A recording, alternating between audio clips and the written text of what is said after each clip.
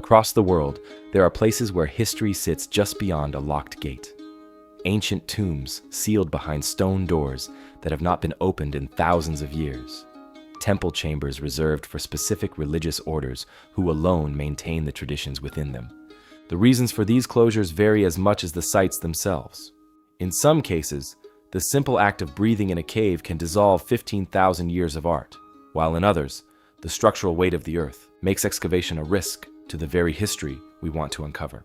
In this documentary, we explore 20 important archaeological and historical sites that remain closed to the public.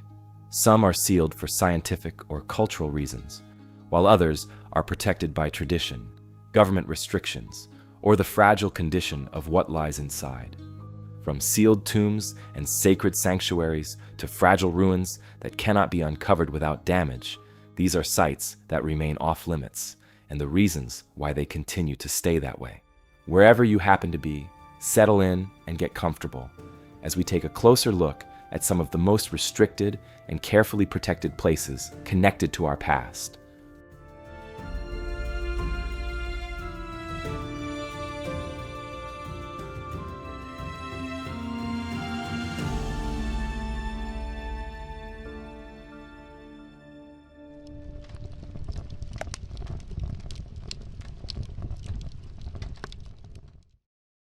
In the rugged Taurus Mountains of southeastern Turkey, a single peak dominates the horizon, rising over 2,134 meters into the sky.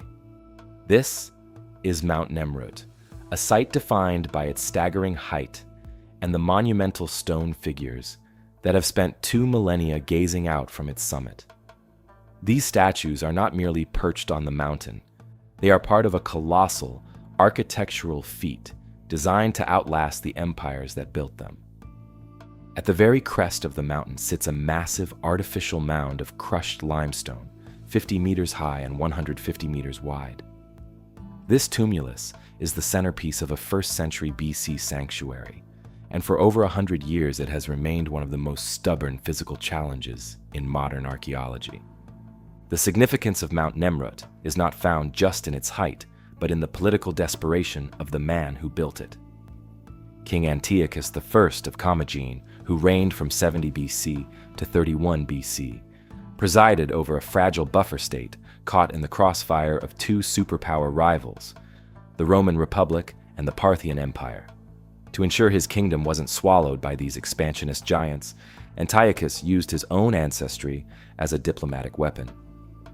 By claiming direct descent from both Darius the Great of Persia and Alexander the Great of Macedon, he positioned himself as the ultimate bridge between East and West.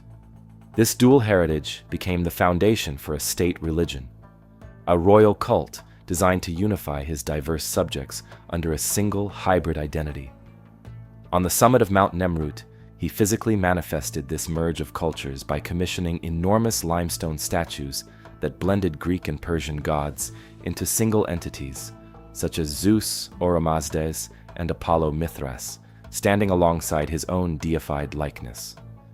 These figures once stood 9 meters tall, but today, weathered by centuries of tectonic activity and brutal alpine erosion, their severed heads rest on the terraces in a desolated, linear arrangement. While the statues are the most visible aspect of the site, the primary archaeological objective is buried within the mountain of stone itself. Antiochus intended for this peak to be his hierotheseion, or sacred tomb, protected by a massive volume of rock. Yet, despite numerous expeditions led by international teams since the late 19th century, no researcher has ever entered the burial chamber. The reason is found in the specific way the mound was engineered. Unlike the solid, interlocking masonry of the Egyptian pyramids, or the vaulted stone ceilings of Mycenaean Tholos tombs, the tumulus on Mount Nemrut is composed of millions of loose, fist-sized limestone fragments. This construction method created a natural security system that functions through the laws of physics rather than mechanical locks. Because the mound lacks internal structural integrity, it behaves more like a high-viscosity liquid than a solid building. If an excavation team attempts to tunnel into the side of the mound, the loose stones above simply slide down to fill the void. It is a mountain that protects its interior through constant, gravity-fed backfilling. For early explorers like the German engineer Karl Sester or the American archaeologist Teresa Goel, the task was physically restricted. Any attempt to reach the core risked a massive landslide that would bury the workers and destroy the terraces at the base. The history of the Commagene kingdom itself provides context for why such an extreme burial was necessary. Antiochus lived in an era of constant political upheaval, and his kingdom was eventually annexed by Rome under Emperor Tiberius. By entombing himself under millions of tons of loose rock, he ensured that his physical remains would be nearly impossible to loot or desecrate by rival dynasties. The engineering reflects a high level of mathematical planning, as the angle of the tumulus is set precisely to maintain its shape against the high winds and heavy snowfalls common at this altitude. Today, the Turkish Ministry of Culture and Tourism, alongside UNESCO, maintains strict prohibitions on any invasive digging at the site. The limestone used for the statues and the tumulus is porous, making it highly susceptible to frost wedging. This occurs when moisture enters the stone, freezes, and expands, causing the rock to shatter from within. Any major excavation that destabilizes the internal pressure of the mound could lead to a catastrophic collapse of the entire summit. The pile, as it is technically categorized by geologists, is a fragile arrangement of stone that requires constant monitoring to prevent the slopes from shifting. The search for the hidden chambers has therefore shifted to non-destructive geophysical surveying. Since the 1980s, various teams have utilized ground-penetrating radar and seismic refraction to map the mountain's interior.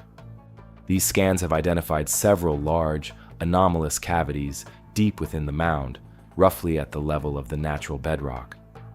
These readings suggest the presence of a central chamber and a series of corridors or dromos that were used during the funerary rites before being sealed under the limestone fragments. The data indicates that the primary chamber is likely carved directly into the mountain's bedrock, rather than being built up within the loose stone. This scientific data provides a factual pushback against popular legends of hidden gold or vast treasures. In the context of 1st century BC Commagene, the contents of the tomb are likely to be of immense historical value rather than monetary. Archaeologists expect to find stone sarcophagi, ritual vessels, and potentially bronze or stone inscriptions that would detail the specific liturgical practices of the Antiochus cult. The chamber is a cultural data set, potentially containing the most complete record of the Hellenistic Persian religious synthesis ever found. Advancements in muon tomography offer a potential future for the site. This technology uses subatomic particles created in the Earth's atmosphere to pass through solid matter. By measuring how these particles are absorbed, scientists can create a high-resolution 3D map of internal densities. This process would allow researchers to see the exact dimensions of the burial chamber and any accompanying artifacts without moving a single stone. Until this technology is fully deployed and the data verified, the physical interior of the mound remains off-limits. The sheer scale of the tumulus means that even with modern machinery, the removal of the stone would be a multi-year project fraught with risk. If the stones were cleared, there is no guarantee that the bedrock chambers below have remained intact over 20 centuries of earthquake activity in this part of Anatolia. Furthermore, the aesthetic and historical value of the tumulus itself is so great that dismantling it is considered an archaeological crime. We are left with a monument that can be seen from miles away, but whose heart remains entirely inaccessible, protected by nothing more than the weight of common limestone.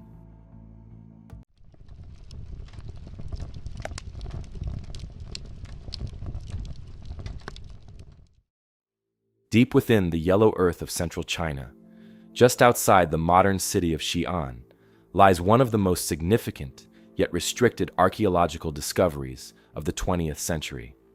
This is the Hanyangling, the sprawling underground mausoleum of Emperor Jingdi, who ruled the Han Dynasty from 157 to 141 BC. While many are familiar with the life-sized, aggressive terracotta army of the first emperor, Qin Shi Huang, Jingdi's tomb offers a completely different look at the afterlife. Instead of a force prepared for war, Jingdi created a miniaturized world of peace, domesticity, and administrative order. The Hanyangling complex is a massive site, covering roughly 20 square kilometers. It consists of two main burial mounds for the emperor and his empress, surrounded by over 80 long, narrow burial pits that radiate outward like the spokes of a wheel. These pits were designed to serve as the emperor's eternal court, containing everything he would need to maintain his empire in the next life. However, unlike other sites that have been fully excavated and open to the elements, the vast majority of Jingdi's tomb remains a forbidden zone, sealed away behind heavy steel doors and glass barriers for reasons that are entirely based on the chemistry of decay. To understand why this site is so carefully guarded, we have to look at the man who built it. Emperor Jingdi came to power during a time of transition. His predecessor had spent decades exhausting the country's resources on war and massive construction projects. Jingdi, influenced by the philosophy of Taoism, chose a different path. He lowered taxes, reduced the severity of punishments, and focused on agricultural growth. This era became known as a golden age of stability. When it came time to build his tomb, Jingdi didn't want a terrifying army of clay giants. He wanted a reflection of the prosperous, peaceful society he had helped create. When archaeologists first began to uncover the burial pits in the 1990s, they found something that looked strange to the modern eye. They discovered thousands of ceramic figures, but they were only about 1/3 life-size, standing around 60 centimeters tall. Most strikingly, the figures were completely naked and had no arms. This wasn't the original intention of the craftsman. In the 2nd century BC, these figures were high-fashion models of the Han court. They were originally fitted with movable wooden arms and dressed in elaborate silk robes that denoted their rank, from high-ranking officials to humble servants. The naked, armless appearance we see today is a direct result of 2,000 years of burial. While the ceramic bodies survived the damp earth, the organic materials did not. The silk rotted away, and the wooden arms disintegrated, leaving behind only the clay torsos and legs. Despite this loss, the level of detail is extraordinary. Each face is unique, with some figures appearing to smile, while others look thoughtful or stern. They weren't just soldiers, they were chefs, musicians, dancers, and bureaucrats. Alongside the human figures, the pits were packed with a literal farm of ceramic animals. Archaeologists have found thousands of pigs, dogs, sheep, goats, and oxen, all arranged in neat rows. There are even ceramic granaries filled with actual remains of millet and rice. This was Jingdi's vision of the afterlife, a world where there was plenty to eat and a functioning government to manage it. It represents a shift from a war economy burial to a domestic one, emphasizing the importance of daily life over military conquest. The reason the public is forbidden from entering most of these pits is a phenomenon known as atmospheric shock. For over 2 millennia, the contents of the Hanyangling were sealed in a stable, low-oxygen environment, protected by layers of compacted soil. The moment a pit is opened and modern air rushes in, a destructive process begins. The sudden change in humidity and the introduction of oxygen act like a slow-motion fire. When the first pits were opened, researchers witnessed something terrifying. Fragments of silk that had survived the centuries as fragile, blackened husks began to curl and turn to dust in a matter of seconds. Pigments on the ceramic faces, which had remained vibrant while buried, started to flake off as the moisture evaporated too quickly. Once the air hits these materials, the damage is often irreversible.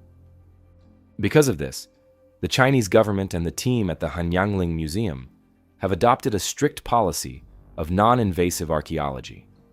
They have built an innovative underground museum where visitors walk on thick glass floors directly over the excavation pits. This allows people to see the figures exactly where they were found, but the air in the pits is carefully controlled. The pits are kept at a constant temperature and humidity, sealed off by the glass to prevent the outside atmosphere from reaching the artifacts. Even with this museum in place, only a small fraction of the 80-plus pits have been viewed. The main burial mound of Emperor Jingdi himself remains entirely untouched. Geologists and archaeologists know it is there, and they have used sensors to map its internal structure, but they refuse to open it. The risk of losing the treasures inside to atmospheric shock is simply too high. Until a technology is developed that can perfectly preserve organic fibers and ancient paints in an open-air environment, the Emperor's central chamber will stay sealed. The discovery potential at Hanyangling is immense.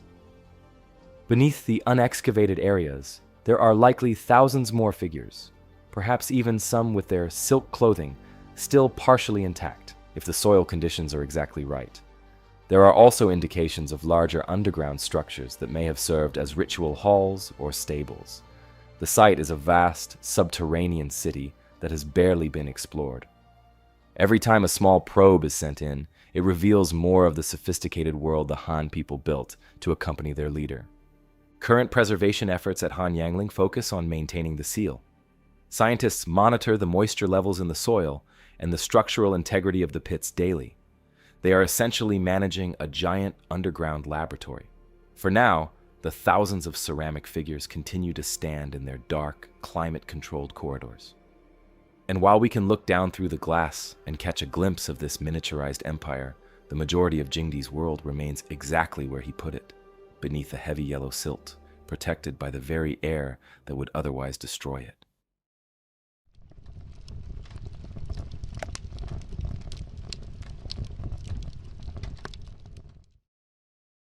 Rising from the turquoise waters of the Aegean Sea in northern Greece is a rugged, mountainous finger of land known as Mount Athos. While it is geographically part of Europe, it operates as an autonomous monastic state, governed by laws that have remained virtually unchanged for over 1,000 years. This peninsula is home to 20 massive, fortress-like monasteries that cling to sheer sea cliffs or nestle in dense, ancient forests. It is often referred to as the Holy Mountain, and it remains one of the most restricted territories on the planet, not because of military secrets or environmental hazards, but because of a rigid spiritual code that has barred half the human population from its shores since the Middle Ages. The defining law of Mount Athos is known as the Avaton. Established by a chrysobull, a golden-sealed decree, from the Byzantine Emperor Constantine Monomachos in the year 1046, this rule strictly forbids women from setting foot on the peninsula. The prohibition is so absolute that it even extends to female domestic animals, with only birds and cats being the notable exceptions. The monks who live here have dedicated their lives to a path of complete isolation and prayer, and they believe that the presence of the opposite sex would disrupt the spiritual focus of their community. This law has survived into the 21st century, despite numerous legal challenges from international human rights groups and the European Union. For the monks, the peninsula is the garden of the Virgin Mary, and by ancient tradition, she is the only woman allowed to preside over the land. The architecture of Mount Athos reflects its turbulent history as a beacon of the Eastern Roman Empire. Because the peninsula was a frequent target for Mediterranean pirates and invading crusaders, the monasteries were built as massive stone strongholds. High, windowless walls, heavy iron gates, and defensive watchtowers give these buildings the appearance of medieval castles, rather than quiet retreats. The monastery of Simonopetra is perhaps the most striking example, appearing to grow directly out of a narrow rock pinnacle 700 feet above the crashing waves. Inside these walls, life follows the Byzantine clock, where the day begins at sunset, and the Julian calendar, which currently runs 13 days behind the one used by the rest of the world. Beyond the dramatic cliffs and stone fortifications, the true archaeological treasure of Mount Athos is hidden deep within its climate-controlled restricted zones.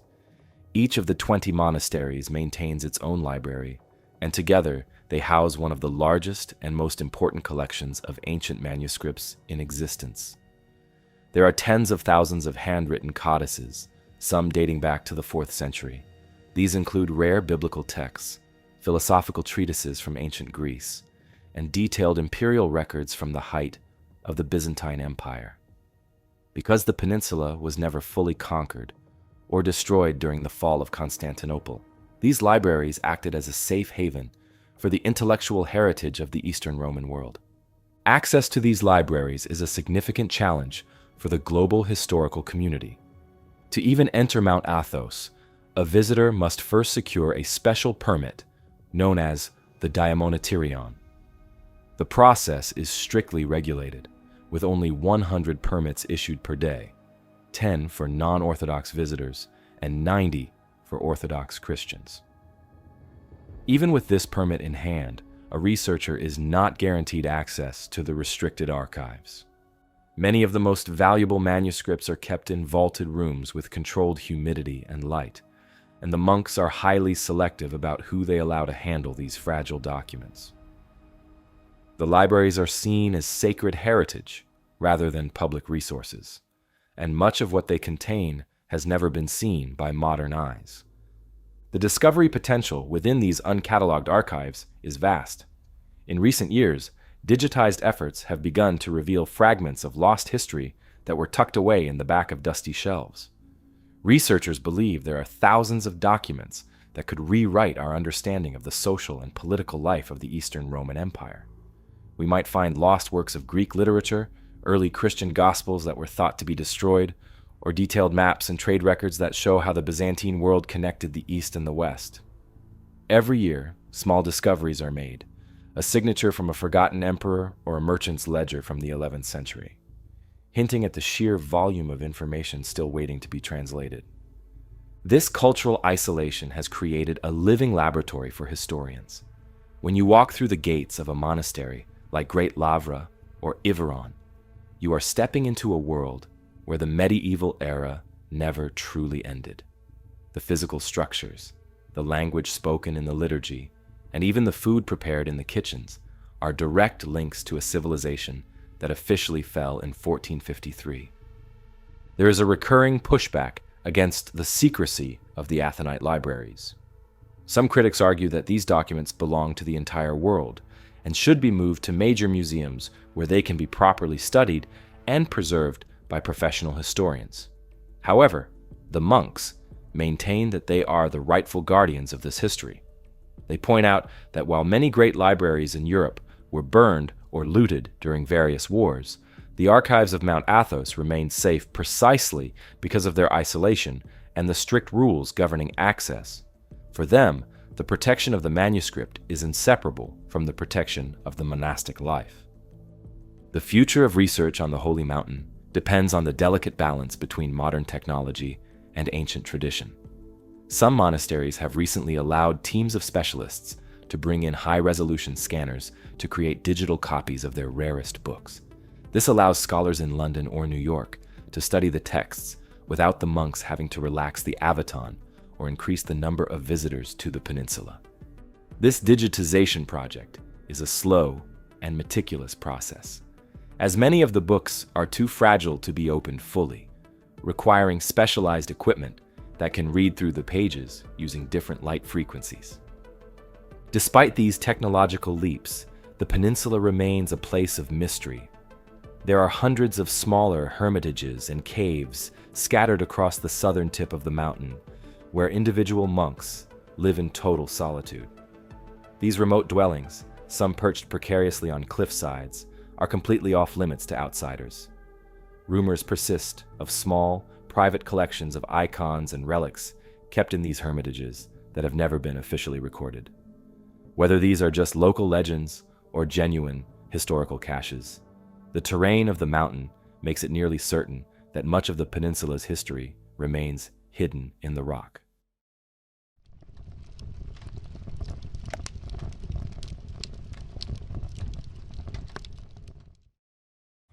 On a September afternoon in 1940, in the Vézère Valley of southwestern France, 4 teenagers and a dog named Robot were exploring the woods near the village of Montignac.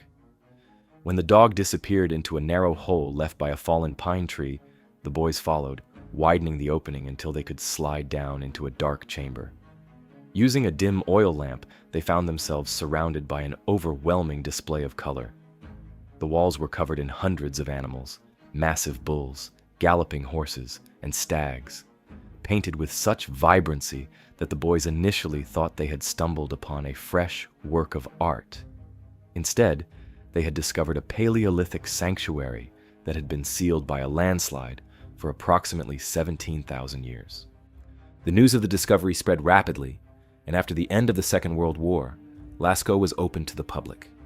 For 15 years, thousands of people flocked to the site daily to see what became known as the Sistine Chapel of prehistory.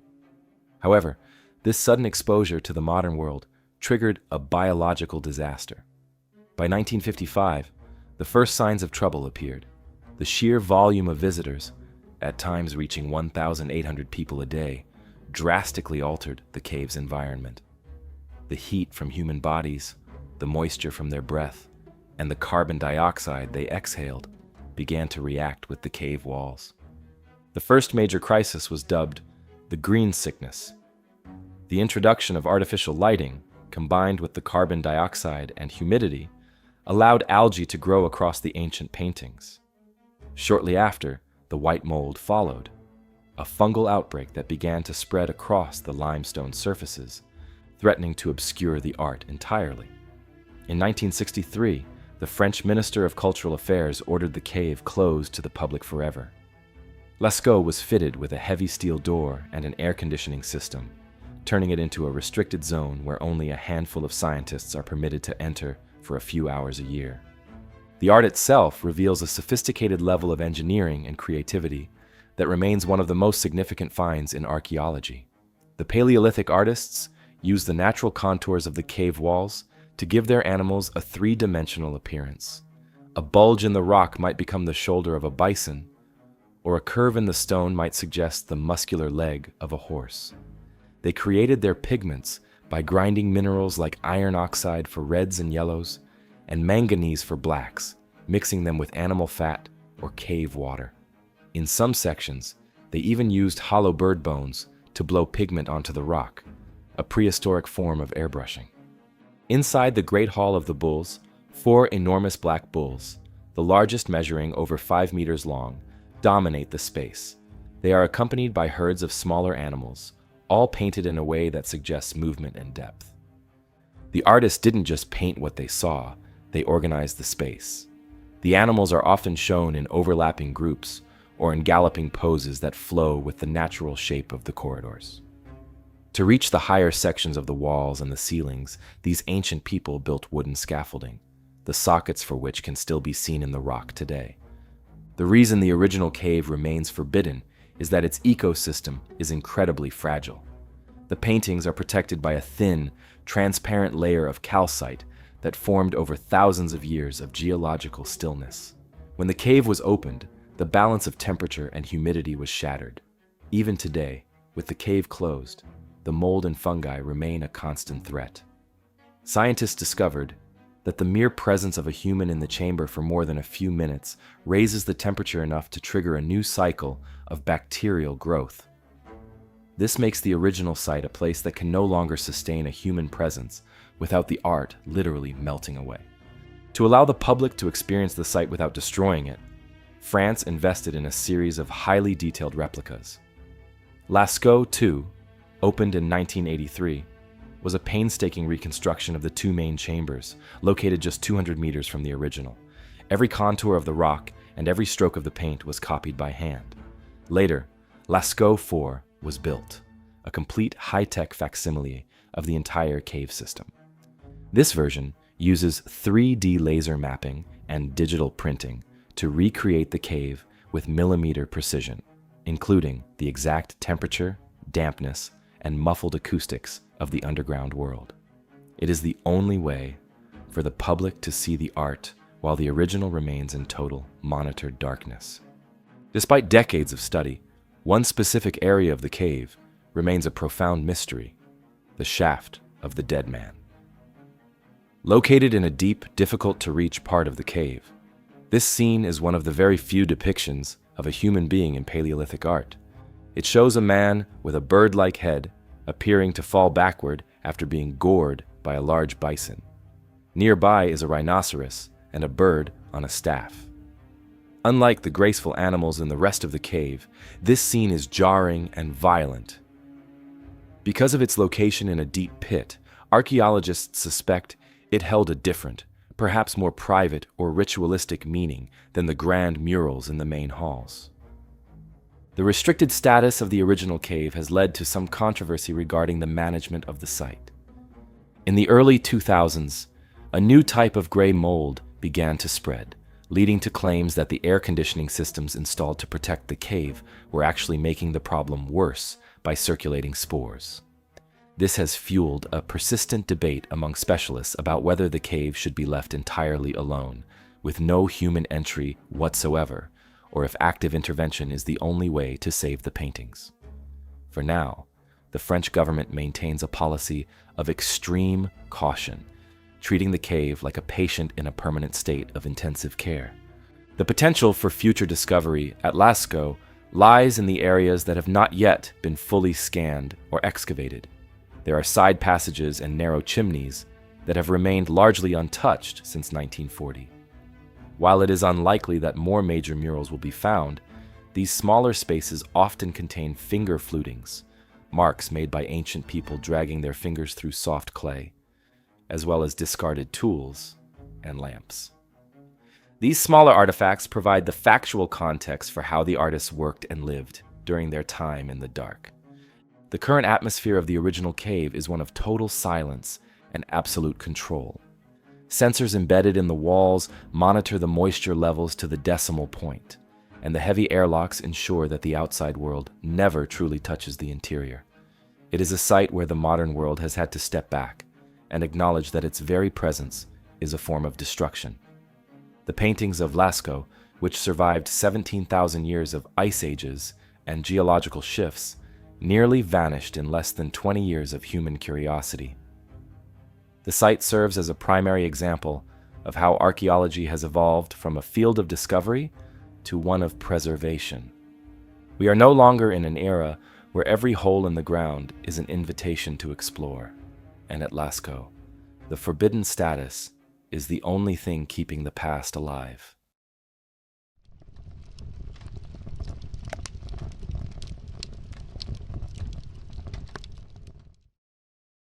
Beneath the bustling avenues, pastry shops, and brightly lit monuments of Paris lies a world that most residents never see. It is a vast, subterranean network of limestone quarries and tunnels that stretches for more than 300 kilometers, weaving beneath the foundations of the city's most famous landmarks.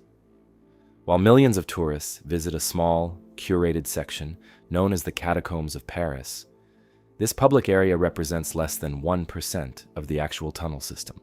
The remaining 298 kilometers are strictly off-limits to the public, guarded by heavy iron gates, reinforced concrete seals, and a dedicated branch of the French police.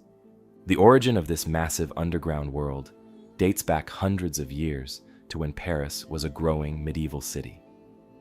The grand buildings and cathedrals that define the Parisian skyline were constructed using limestone quarried from directly beneath the city's streets. For centuries, miners hollowed out the earth, creating a honeycomb of tunnels. By the late 18th century, the city faced a dual crisis. The ground was becoming structurally unstable, causing buildings to collapse into the old quarries, and the city's cemeteries were overflowing. The Saint-Innocent cemetery, the largest in Paris, had become so crowded that the stench was a public health hazard, and the soil was so saturated that basement walls in nearby houses were literally bursting under the pressure of the dead. In 1786, the city began a monumental task that lasted for decades. They decided to close the ancient cemeteries and move the remains of 6 million people into the abandoned limestone quarries. For years, processions of black-veiled carts moved through the streets at night, transporting skeletons from the center of the city to the newly designated ossuaries underground. These bones were not just dumped, they were eventually stacked into neat, decorative walls of femurs and skulls, creating the subterranean galleries that exist today. This is the history that most people encounter on the 2-kilometer tourist loop, but the story of the Forbidden Zone is far more complex and active. The Forbidden Tunnels are the domain of an illegal subculture known as the cataphiles. These are individuals who spend their nights navigating the unmapped and restricted sections of the quarries. To a cataphile, the world beneath Paris is a private playground and a sanctuary from the rigid structure of life on the surface. They enter through manhole covers, secret basement passages, or ventilation shafts, often wading through waist-deep water or crawling through narrow chatières or cat holes to reach hidden chambers. This community has developed its own set of rules and its own maps, many of which are passed down privately to keep the most interesting spots from being discovered by the authorities. Because the tunnels are officially restricted, the French police have a specialized unit known as the Brigade d'Intervention et de Protection, more commonly called the Cataflics. These officers are trained specifically in underground navigation and spend their shifts patrolling the darkness to catch illegal explorers. The game of cat and mouse between the police and the cataphiles is constant. When the police find a new entrance or a popular gathering spot, they seal it with thick concrete or heavy steel. In response, the cataphiles use sledgehammers and drills to create new openings, maintaining the accessibility of their hidden world. The discoveries made by these illegal explorers have occasionally made international headlines, revealing just how organized the underground community has become. In 2004, a routine police patrol discovered a fully functional cinema hall in a large cavern beneath the Trocadero. The room was equipped with a professional screen, a projector, a library of films, and a full bar. The cavern even had a professional electrical system that had been surreptitiously connected to the city's power grid. When the police returned a few days later to confiscate the equipment, they found it all gone, replaced by a note on the floor that simply said, "Do not try to find us." Beyond secret cinemas, explorers have found high-tech bunkers dating back to the Second World War. During the German occupation of Paris, both the Nazi forces and the French resistance used different sections of the catacombs as command centers. The Nazis built a heavily reinforced bunker beneath the Lycée Montaigne, while just a few hundred meters away, the leaders of the resistance coordinated their efforts from a separate quarry system. Many of these bunkers still contain rusted communication equipment, bunk beds, and ventilation systems, frozen in time beneath the feet of unsuspecting Parisians. However, the reality of the Forbidden Zone is far from a safe adventure. The tunnels are notoriously dangerous, and the risk of being lost and never found is a genuine concern for those who enter without proper knowledge. The limestone is prone to fontis, or localized roof collapses, where sections of the ceiling give way without warning. Because the tunnels are so old, many parts of the system are flooded with groundwater that can reach near freezing temperatures, leading to rapid hypothermia. The lack of light and the repetitive nature of the limestone walls mean that even experienced navigators can lose their sense of direction, and once a flashlight dies, the darkness is absolute. In the 1990s, a story circulated about a woman who entered the tunnels for a party and was separated from her group. Her body was reportedly discovered years later, only a few hundred meters from a known exit.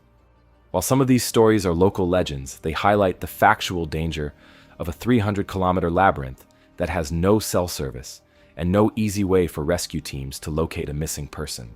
If someone is injured or lost in the Forbidden Zone, the police cannot simply track their phone. They have to rely on the same hand-drawn maps used by the cataphiles to search thousands of branching paths.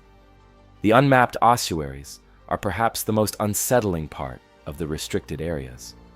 While the official tourist catacombs are organized and orderly, there are numerous wild ossuaries where bones were simply dumped into pits during the hasty relocation of cemeteries in the 1800s.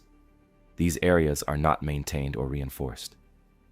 In these sections, you might find thousands of human remains scattered across the floor or piled high against the walls in a chaotic jumble. For cataphiles, finding an unmapped ossuary is a rare and significant event, as it represents a piece of Parisian history that has remained completely untouched by the city's preservation efforts. The French government's pushback against the cataphile culture is driven by the fear of structural collapse. Every time a new cavern is hollowed out illegally or a support pillar is damaged by explorers, it puts the buildings above at risk. Large sections of the city, particularly in the south of Paris, are essentially floating on top of a giant sponge. Engineering teams are constantly working to fill in old quarries with a mixture of sand and concrete to ensure that the city's foundations don't give way. The forbidden status of these zones is as much about protecting the people on the surface as it is about keeping people out of the tunnels. Despite the best efforts of the cataflicks and the sealing of hundreds of entrances, the forbidden zone remains a living part of the city. The cataphils continue to hold secret dinners, paint elaborate murals on the limestone walls, and map out the ever-changing geography of the underground. They see themselves as the true guardians of a Paris that the surface world has forgotten.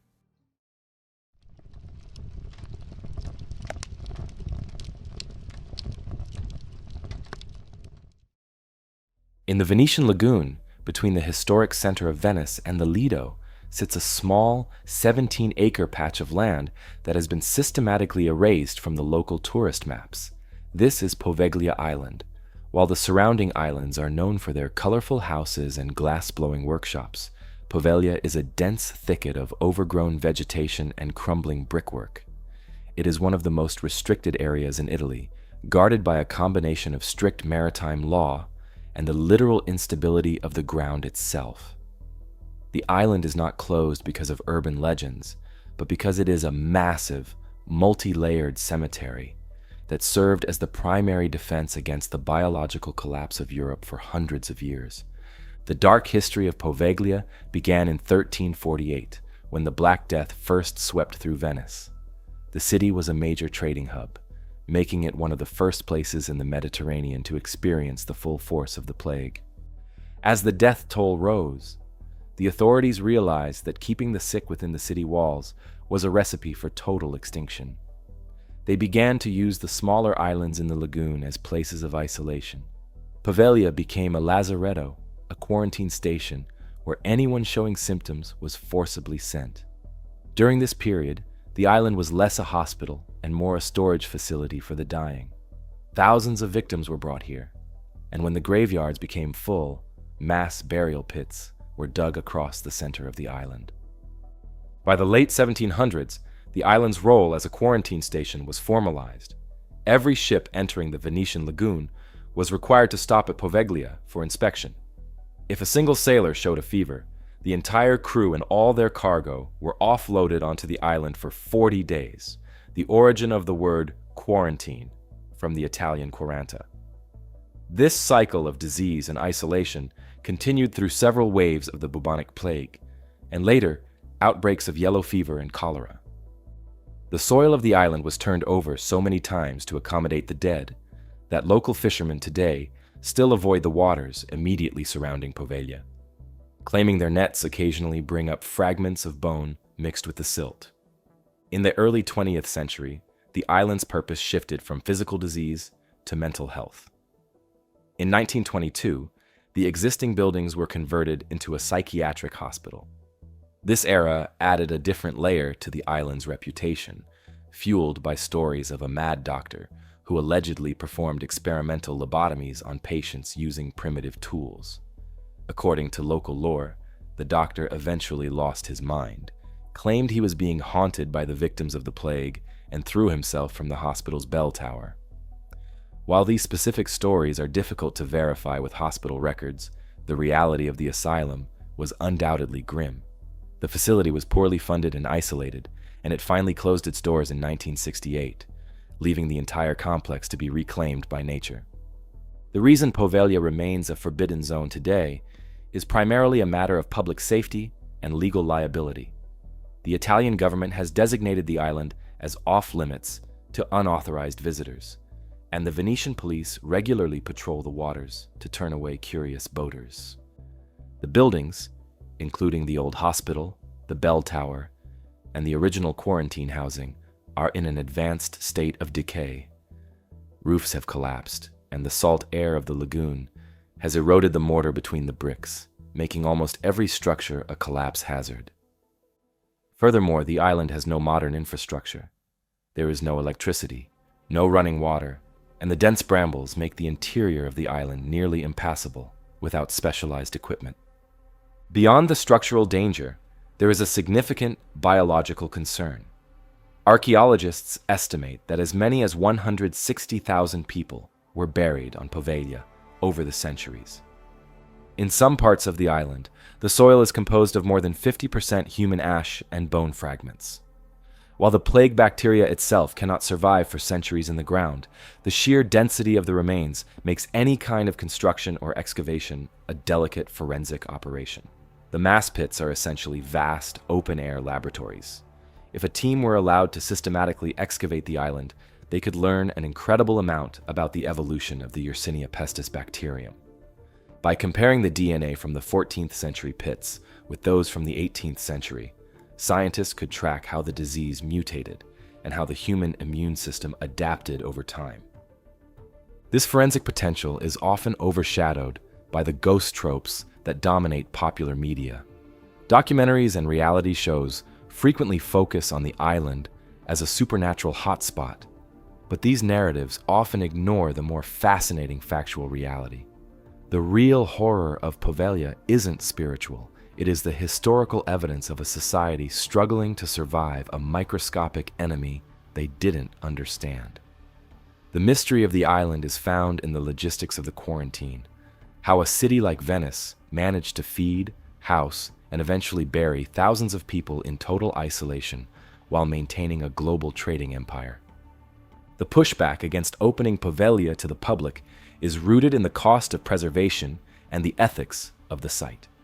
In 2014, the Italian government attempted to auction a 99-year lease of the island to a private developer, hoping to turn it into a luxury hotel or cultural center. The move sparked massive protests from the people of Venice, who formed a group called Poveglia per tutti, Poveglia for everyone.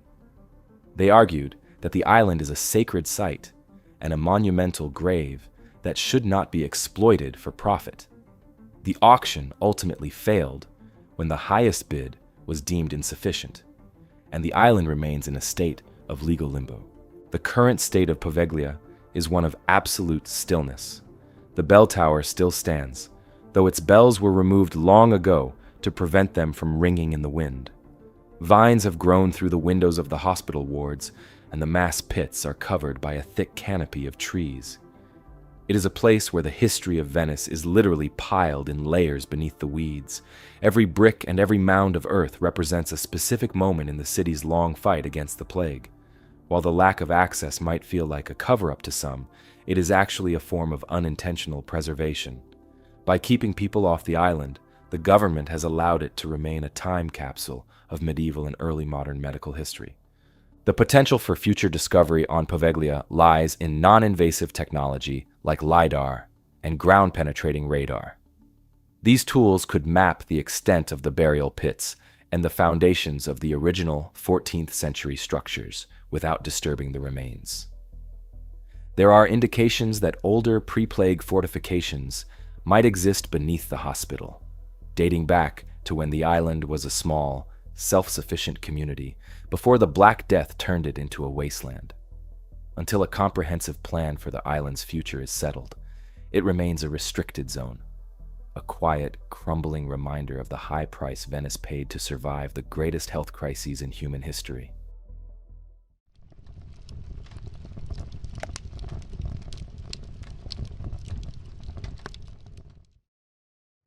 In the remote Guiana highlands of South America, primarily within the borders of Venezuela, the landscape is dominated by massive, flat-topped mountains, known as tepuis.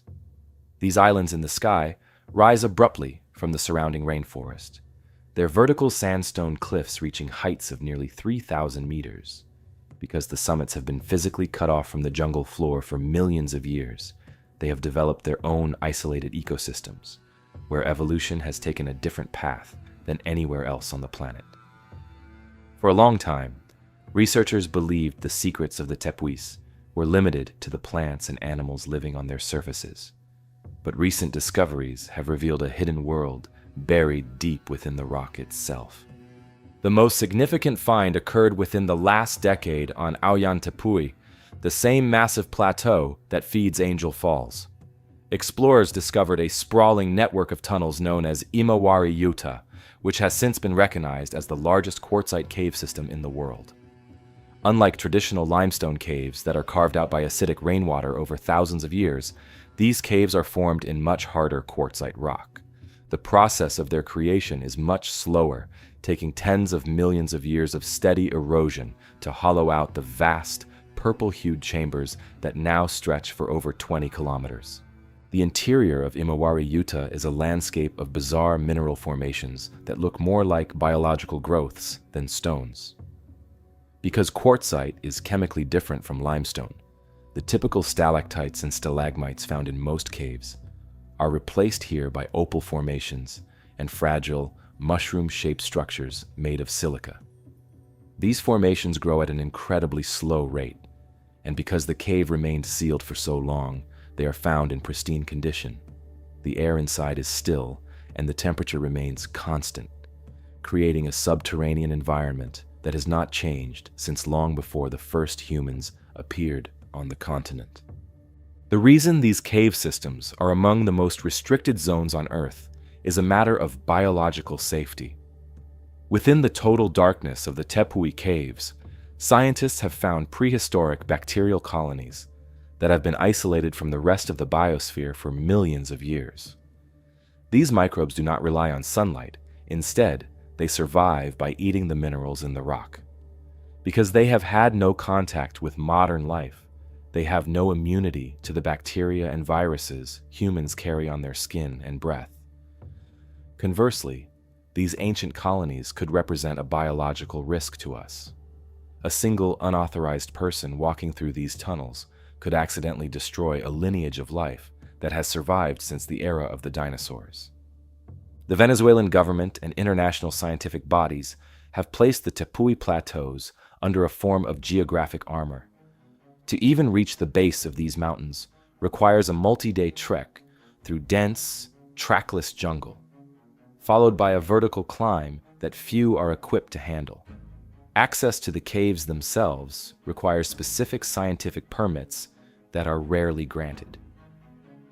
When researchers are allowed inside, they must follow strict protocols, often wearing protective suits similar to those used in high-security medical labs to prevent any cross-contamination between the ancient world and our own. The discovery potential within these systems is immense because so much of the Guyana highlands remains unmapped. While Imawari Yuta is the largest system found so far, there are hundreds of other tepuis that likely hold their own unique cave networks. Each mountain acts as its own separate laboratory. It is entirely possible that a cave on a neighboring plateau could contain entirely different bacterial life or mineral structures found nowhere else on Earth. The search for lost biology is the driving force behind the ongoing interest in these restricted zones, as these caves may hold the keys to understanding how life can survive in the most extreme, nutrient-poor conditions. Beyond the biology, there is a historical mystery regarding the indigenous Pimon people and their relationship with the Tepuis. For centuries, the Pimon have regarded these mountains as the house of the gods and have largely avoided the summits out of respect and fear. While they did not enter the deep cave systems, their oral traditions speak of spirits and entities that dwell within the rock. Modern archaeology is just beginning to investigate the fringes of these mountains for evidence of ancient ritual sites, but the restricted status of the plateaus ensures that any such findings are handled with extreme sensitivity to both the environment and local culture. The pushback against exploration often comes from environmental groups who argue that some places should simply remain untouched. They point out that even with the best intentions, the act of documenting a site like Imawari Yuta inevitably changes it. The introduction of artificial light for photography can trigger the growth of algae where it has never existed, and the physical footprints of explorers can crush mineral formations that took millions of years to grow. This has led to a debate over whether these islands in the sky should be studied at all, or if they should be left in total isolation as the last truly wild places on the planet. Current management of the Tepuis involves heavy reliance on satellite imagery and remote sensing. By using high-resolution cameras from orbit, geologists can identify sinkholes and cave entrances without ever setting foot on the plateaus.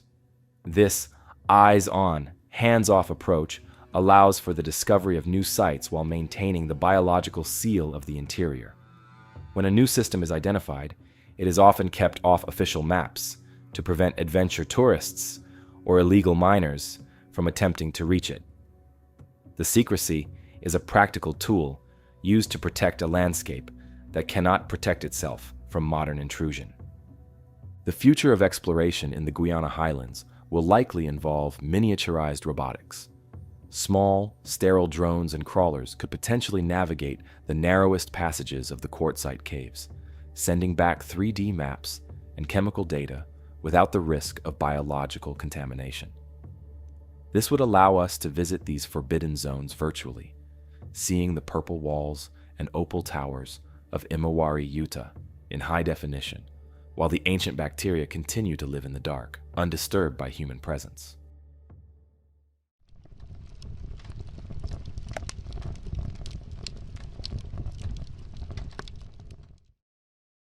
In the Mie Prefecture of Japan, nestled within a vast, ancient forest of hinoki cypress trees, lies the Ise Grand Shrine. This site is the spiritual heart of the Shinto faith, a complex of 125 shrines centered around the most sacred spot in the country, the Kotai Jingu, or the Inner Shrine. While millions of pilgrims and tourists visit the grounds every year, their journey stops at a set of tall, unpainted wooden fences. Beyond these barriers sits a sanctuary that has been off-limits to the general public for over 1,300 years. It is a place where the modern world is intentionally excluded to maintain a state of ritual purity that dates back to the 7th century. The Inner Shrine is dedicated to Amaterasu Omikami, the sun goddess and the mythical ancestress of the Japanese imperial family. The architecture follows a style known as Shinmei-zukuri, which is characterized by its simplicity and its roots in ancient Japanese granary design. The structures are built from solid cypress wood, joined without the use of a single nail, and topped with thick thatched roofs made of miscanthus reeds. To look at the shrine is to see Japan as it existed before the arrival of outside architectural influences. However, most people only catch a glimpse of the roof gables rising above a series of 4 concentric wooden fences that separate the divine space from the secular world. The most remarkable aspect of Ise is a tradition known as Shikinen Sengu. Every 20 years, the entire shrine complex is completely dismantled and rebuilt on an adjacent plot of land of the exact same size. This process has been repeated 62 times since the year 690. The most recent rebuilding was completed in 2013, and preparations are already underway for the next cycle in 2033. This isn't just a maintenance project. It is a massive logistical undertaking involving thousands of craftsmen and the harvest of over 10,000 cypress logs. By rebuilding the shrine every 2 decades, the techniques of ancient carpentry are passed down through the generations, and the structures themselves are kept in a state of permanent newness that symbolizes eternal renewal. The forbidden nature of the inner sanctum is a matter of religious sovereignty. The grounds are considered the private home of the deity, and as such, the rules of access are governed by Shinto priests and the imperial house. Even the highest-ranking government officials, including the Japanese Prime Minister, are restricted in how far they can go. During official visits, they are permitted only to stand at the outer gate to offer prayers. Only the Emperor of Japan and a select few high priests are allowed to pass through the innermost fences to conduct the most sacred rituals. This level of exclusion is maintained to ensure that the sanctuary remains untainted by the kagar, or spiritual stagnation, of the outside world. Hidden within the innermost building is an object that is considered one of the 3 sacred treasures of Japan, the Yata no Kagami, or the sacred mirror. According to Japanese mythology, this mirror was used to lure the sun goddess out of a cave when she had hidden away, bringing light back to the world. It is a found object of immense historical and religious value, yet it has never been seen by the public. In fact, it is said that even the priests who handle the silk-wrapped box containing the mirror have never looked upon the object itself. It remains one of the few historical artifacts in the world that exists as a verified physical presence, but remains entirely invisible to modern science and photography. The physical environment of Ise reinforces this sense of isolation. The path to the shrine leads across the Uji Bridge, which spans the Isuzu River, serving as a symbolic crossing from the everyday world into sacred territory. Once across, visitors walk on wide paths of pristine white gravel that crunches underfoot, a sound intended to help clear the mind before approaching the deity. The surrounding forest has been protected for centuries, and many of the trees are hundreds of years old, creating a natural cathedral of green that muffles the sounds of the nearby city of Ise. The air here is often noticeably cooler and still, a result of the dense canopy and the proximity to the river. Beyond the main sanctuary, there are several forbidden forests within the 5,500-hectare grounds where the cypress logs for future rebuilds are grown. These areas are strictly off-limits to everyone except the forestry workers and priests. The management of these forests is a long-term scientific endeavor. Trees planted today are being carefully tended with the knowledge that they will not be used for another 200 years. This foresight ensures that the Shikinin Sengu can continue indefinitely, provided the natural environment remains stable. The pushback against the secrecy of Ise is rare within Japan, as the site is deeply respected as a cornerstone of national identity. However, international researchers have often expressed a desire to document the inner structures or analyze the sacred mirror to determine its age and origin. To date, all such requests have been denied. The Shinto authorities argue that the value of the mirror is not in its material properties, but in its role as a living symbol of the sun goddess. To subject it to carbon dating or X-ray analysis would be seen as a violation of the object's spiritual integrity. The discovery potential at Ise lies not in excavation, but in the study of the ancient documents and ritual items stored in the peripheral storehouses. These treasure houses contain thousands of offerings made by emperors and pilgrims over the last millennium, including textiles, ceramics, and metalwork that represent the peak of Japanese craftsmanship. While these are also restricted, they are occasionally studied by authorized historians during the rebuilding years when items are moved between the old and new sites. These studies provide a factual record of how Japanese art and culture have evolved, while the central shrine itself remained unchanged. The current state of the Ise Grand Shrine is a balance between ancient tradition and modern security. While the priests use modern tools for certain administrative tasks, the core rituals and construction methods remain manual and labor-intensive. The site is monitored by a private security force to prevent any unauthorized entry into the restricted woods or the inner sanctum. It is a place where the boundary is clearly marked by ropes of braided rice straw and paper streamers, a simple but absolute line that the public knows not to cross.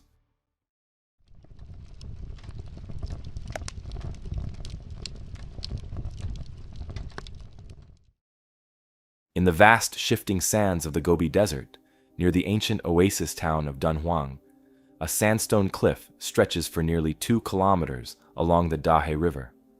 This cliff face is home to the Mogao Caves, a staggering network of almost 500 temples that served as the spiritual and cultural heart of the Silk Road for over 1,000 years. Beginning in the 4th century, monks, merchants, and travelers carved these chambers into the rock, filling them with hundreds of thousands of square feet of murals and thousands of painted statues. It is a record of Buddhist evolution that spans 10 dynasties, yet today, much of this history is locked behind heavy, climate-controlled doors. The Mogao Caves were once a bustling hub where travelers would stop to pray for a safe journey across the desert or give thanks for a successful trek. Over the centuries, the art evolved from early, rugged depictions of Buddhist stories to the incredibly refined and colorful murals of the Tang dynasty. This period is often considered the peak of Chinese art, characterized by flowing lines and vibrant pigments made from ground-precious stones like lapis lazuli and malachite. However, These Tang Dynasty sections are among the most restricted in the entire complex. They are so delicate that even a few minutes of exposure to the modern world can trigger a process of decay that has been accelerating for decades. The center of the mystery at Mogao is undoubtedly Cave 17, famously known as the Library Cave.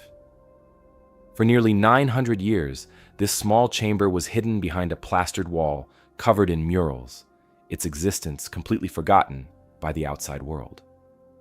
It wasn't until 1900 that a self-appointed caretaker named Wang Yuanlu accidentally discovered the secret room while clearing sand from a corridor. Inside, he found a hoard of 50,000 manuscripts, silk paintings, and ritual objects, all perfectly preserved in the dry desert air. These documents were written in a dozen different languages, some of which are now extinct, and they covered everything from religious texts to ancient medical records, and even mundane grocery lists. Why this massive collection of knowledge was walled up in the 11th century remains one of the greatest unanswered questions in archaeology. Some historians suggest the monks were trying to protect their most valuable documents from an impending invasion by the Karakhanidze. Others believe the cave was actually a sacred waste repository, a place where worn-out but holy texts were retired with dignity. There are also darker whispers that the library was hidden because it contained ideas and records that contradicted the shifting political and religious landscape of the time. Regardless of the reason, the discovery turned the world of history on its head, but it also led to a period of intense looting by foreign explorers who carted off thousands of scrolls to museums in London, Paris, and Tokyo. Today, the Chinese government maintains an iron grip on what remains in the caves, and for those who manage to get a permit, the experience is strictly regulated. The primary enemy here is the air itself.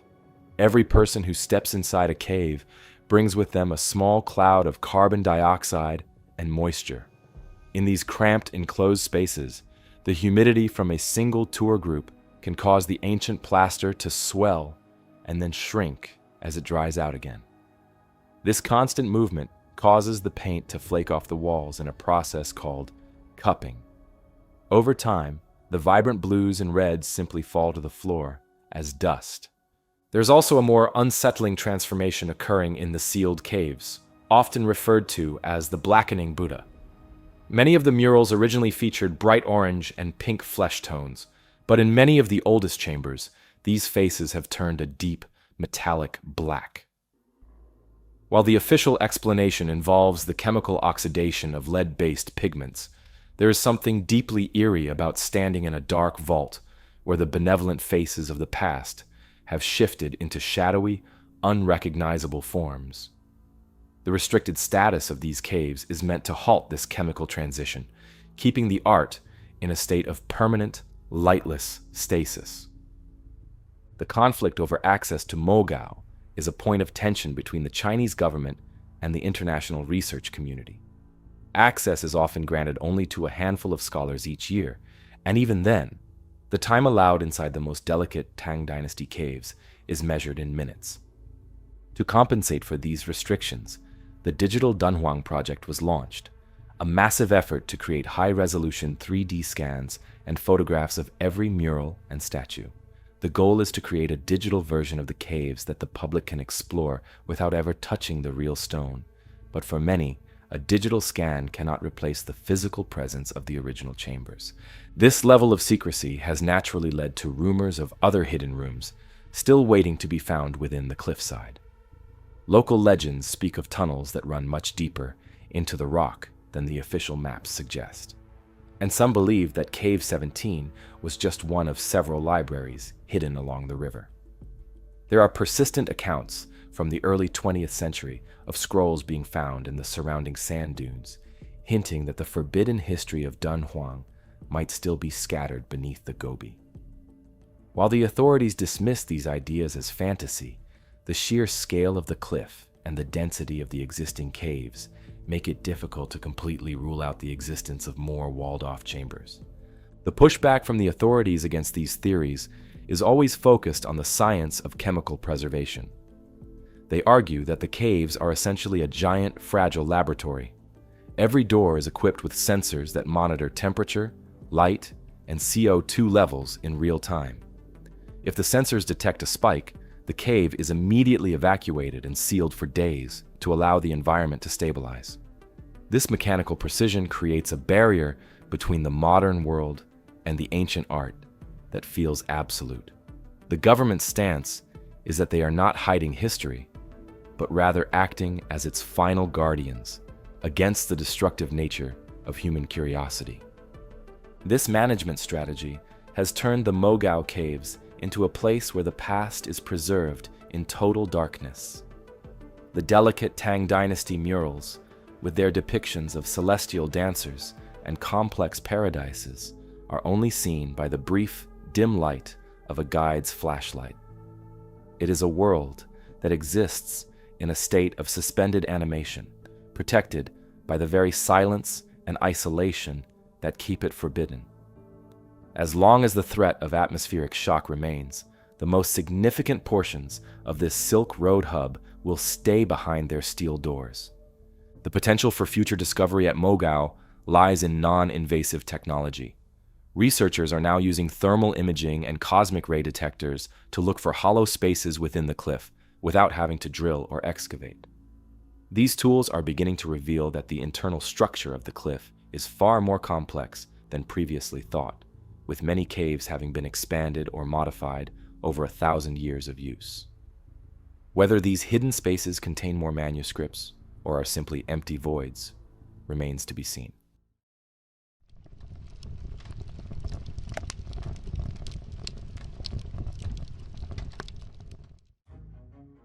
Just outside the modern city of Xi'an in Shanxi province, a massive earthen mound rises from the plains at the foot of Mount Li. To a casual observer, it might look like a natural hill, but this is the burial site of Qin Shi Huang, the man who unified China and became its first emperor in 221 BC. While the world-famous terracotta army stands guard in pits nearby, the emperor himself lies within a central tomb that has remained sealed for over 2,000 years. This site is not just a grave, it is a sprawling underground city that was designed to serve as a palace for the afterlife, and it remains one of the most significant restricted zones in archaeology. The historical context of this tomb is tied to the emperor's obsession with legacy and his relentless quest for immortality. After conquering the warring states and establishing the Qin dynasty, Qin Shi Huang standardized weights, measures, and the Chinese script. However, he was also deeply fearful of death. He sent expeditions into the East China Sea to find the mythical elixir of life and reportedly consumed various potions containing mercury, which was then believed to have life-extending properties. Construction on his mausoleum began almost as soon as he took the throne, involving a workforce estimated at 700,000 people over several decades. According to the writings of the Han Dynasty historian Sima Qian, who wrote about a century after the emperor's death, the tomb is a masterpiece of ancient engineering. He described a central chamber that housed a model of the entire empire, complete with palaces, towers, and scenic features. Most notably, he recorded that the great rivers of China, the Yangtze and the Yellow River, along with the ocean, were recreated using liquid mercury that was kept flowing by a mechanical system. Sima Qian also mentioned that the ceiling was decorated with pearls to represent the stars, and that the tomb was protected by crossbows rigged to fire at anyone who dared to enter. For a long time, historians debated whether the account of Mercury rivers was literal or merely a poetic exaggeration. However, modern scientific testing has provided factual grounding for these claims. In the 1980s and again in more recent years, soil samples were taken from the burial mound. The results showed mercury levels that were significantly higher than in the surrounding area, with some samples showing concentrations nearly 100 times the natural baseline. This suggests that a massive amount of the liquid metal was indeed placed within the structure, and its vapors have likely saturated the air inside the sealed chamber, creating a highly toxic environment. The decision by the Chinese government to keep the central burial chamber forbidden is rooted in several practical and scientific concerns. One of the primary risks is a phenomenon known as flash oxidation. When archaeologists excavated the first pits of the Terracotta Army in the 1970s, they found that the warriors were originally painted in vivid colors. However, once the clay figures were exposed to the dry, modern air, the lacquer and pigments began to curl and flake off within minutes. The fear is that the same thing would happen to the artifacts inside the main tomb, including silk hangings, wooden furniture, and painted murals that have remained in a stable, low-oxygen environment for 20 centuries. Beyond the chemical risk, there is a major engineering challenge posed by the structural weight of the earth mound above the chamber. The tomb was built by excavating a deep pit, constructing the burial palace at the bottom, and then covering it with a massive pyramid of compacted soil. Over 2,000 years, the weight of this earth has settled, and any attempt to tunnel into the chamber could trigger a catastrophic collapse. Without a way to support the millions of tons of soil while simultaneously controlling the atmosphere inside, an excavation would likely destroy the very treasures it was meant to uncover. The scale of the underground complex is immense, and archaeologists have used non-invasive technology to map what lies beneath the surface.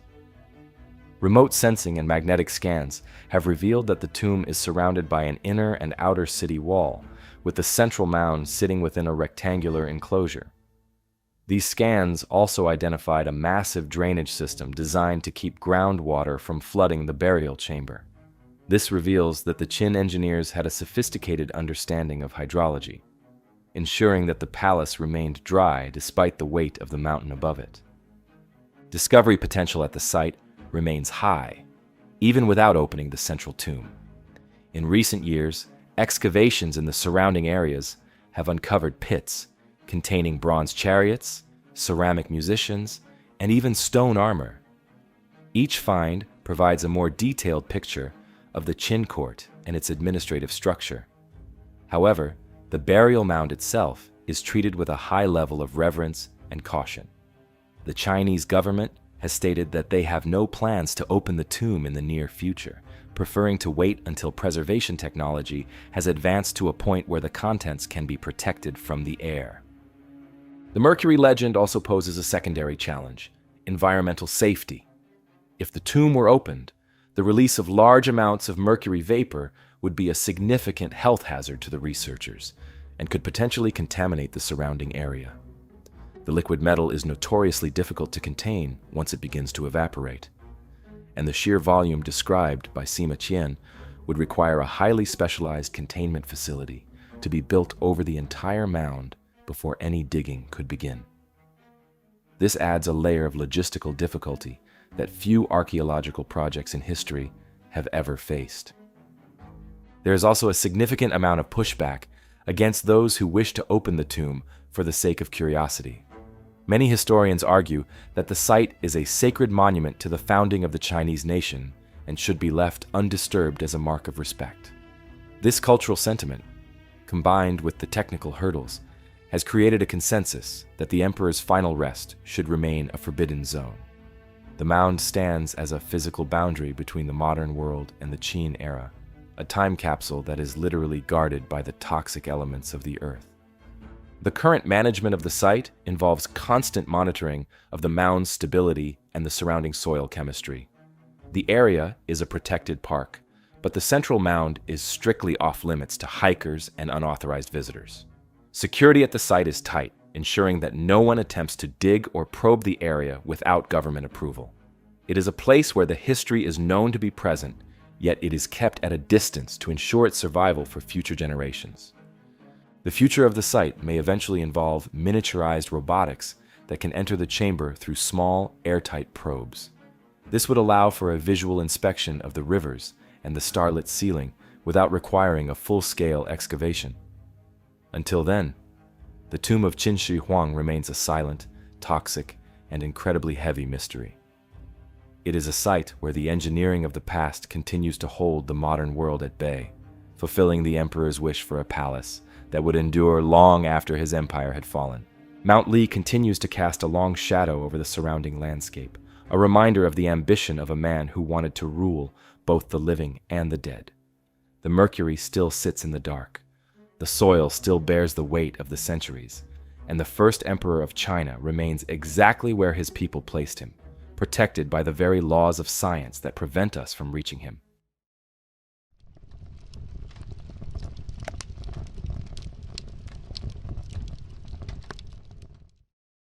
In the green hills of Cantabria in northern Spain, there is a cave entrance that changed our understanding of the human mind. For decades, the Cave of Altamira was just another limestone cavern, until a discovery in 1879 revealed a ceiling covered in prehistoric masterpieces. These paintings were so sophisticated and vibrant that when they were first presented to the scientific community, they were dismissed as a hoax. Experts at the time believed that Paleolithic humans lacked the intellectual capacity or the artistic skill to produce such work. It took another 20 years, and the discovery of similar caves in France, for the world to admit that these ancient artists were just as capable as any modern painter. The history of the discovery is a famous story in archaeology. An amateur researcher named Marcelino Sanz de Sautuola was exploring the cave with his 8-year-old daughter, Maria.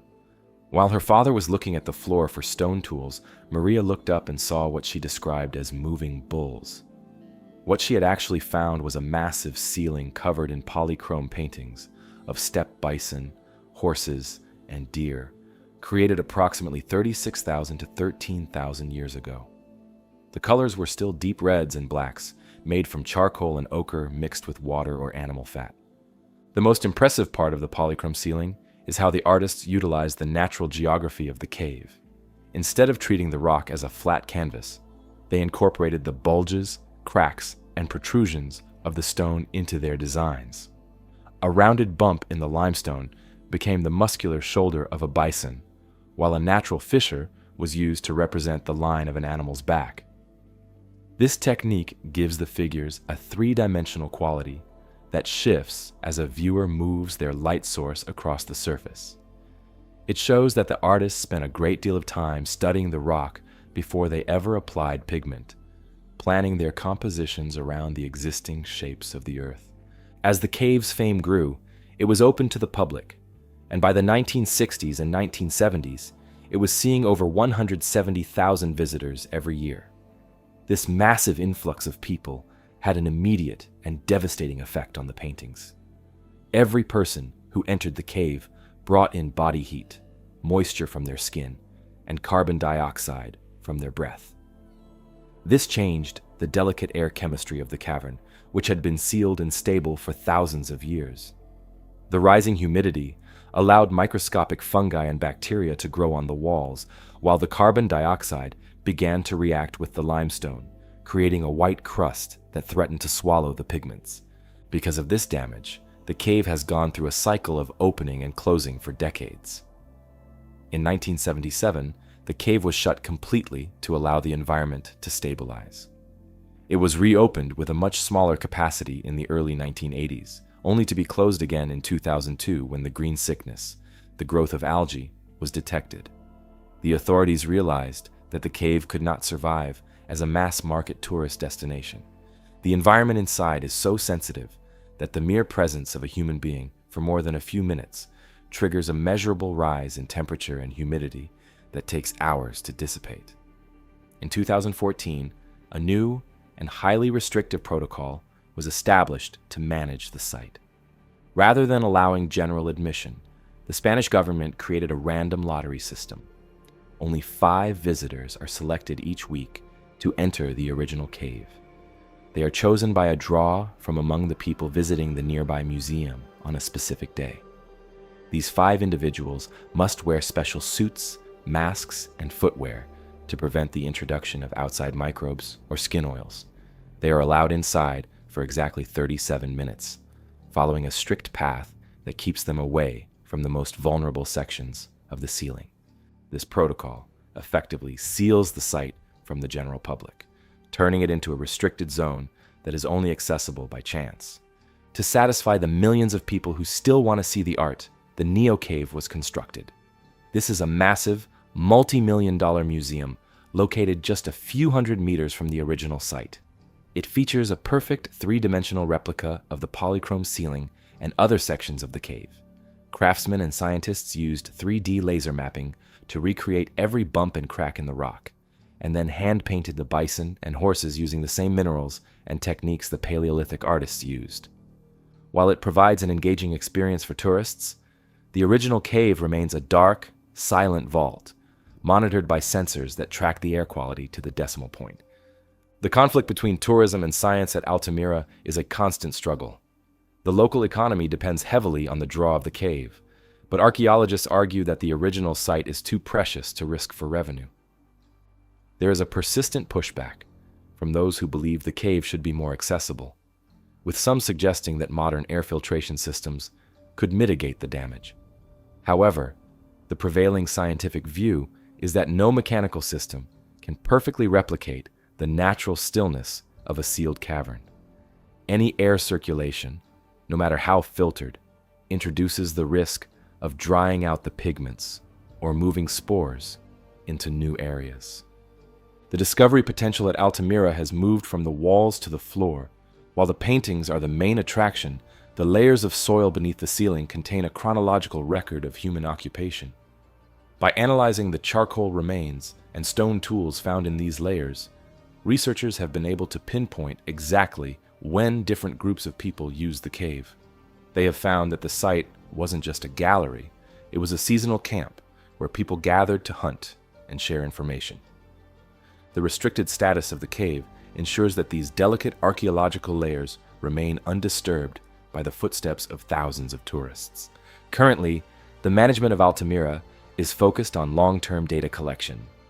Sensors are embedded throughout the cave to measure everything from the vibration of nearby traffic to the chemical composition of the water dripping from the ceiling. This data is used to create a predictive model of how the cave will change over the next century. It is a place where the science of preservation is being written in real time. The authorities have made it clear that if the sensors show even a slight negative trend, the lottery system will be suspended and the cave will be locked once again. The future of Altamira lies in virtual reality and remote sensing. New projects are underway to create even more immersive digital versions of the cave that can be accessed from anywhere in the world. This would allow people to walk through the tunnels and see the bison in high resolution without ever having to travel to Spain. For those who do make the journey, the Niihau Cave offers the best possible look at the art. But the real mystery remains in the original chamber, a silent, protected space where the red bison still gallop across the ceiling in the dark.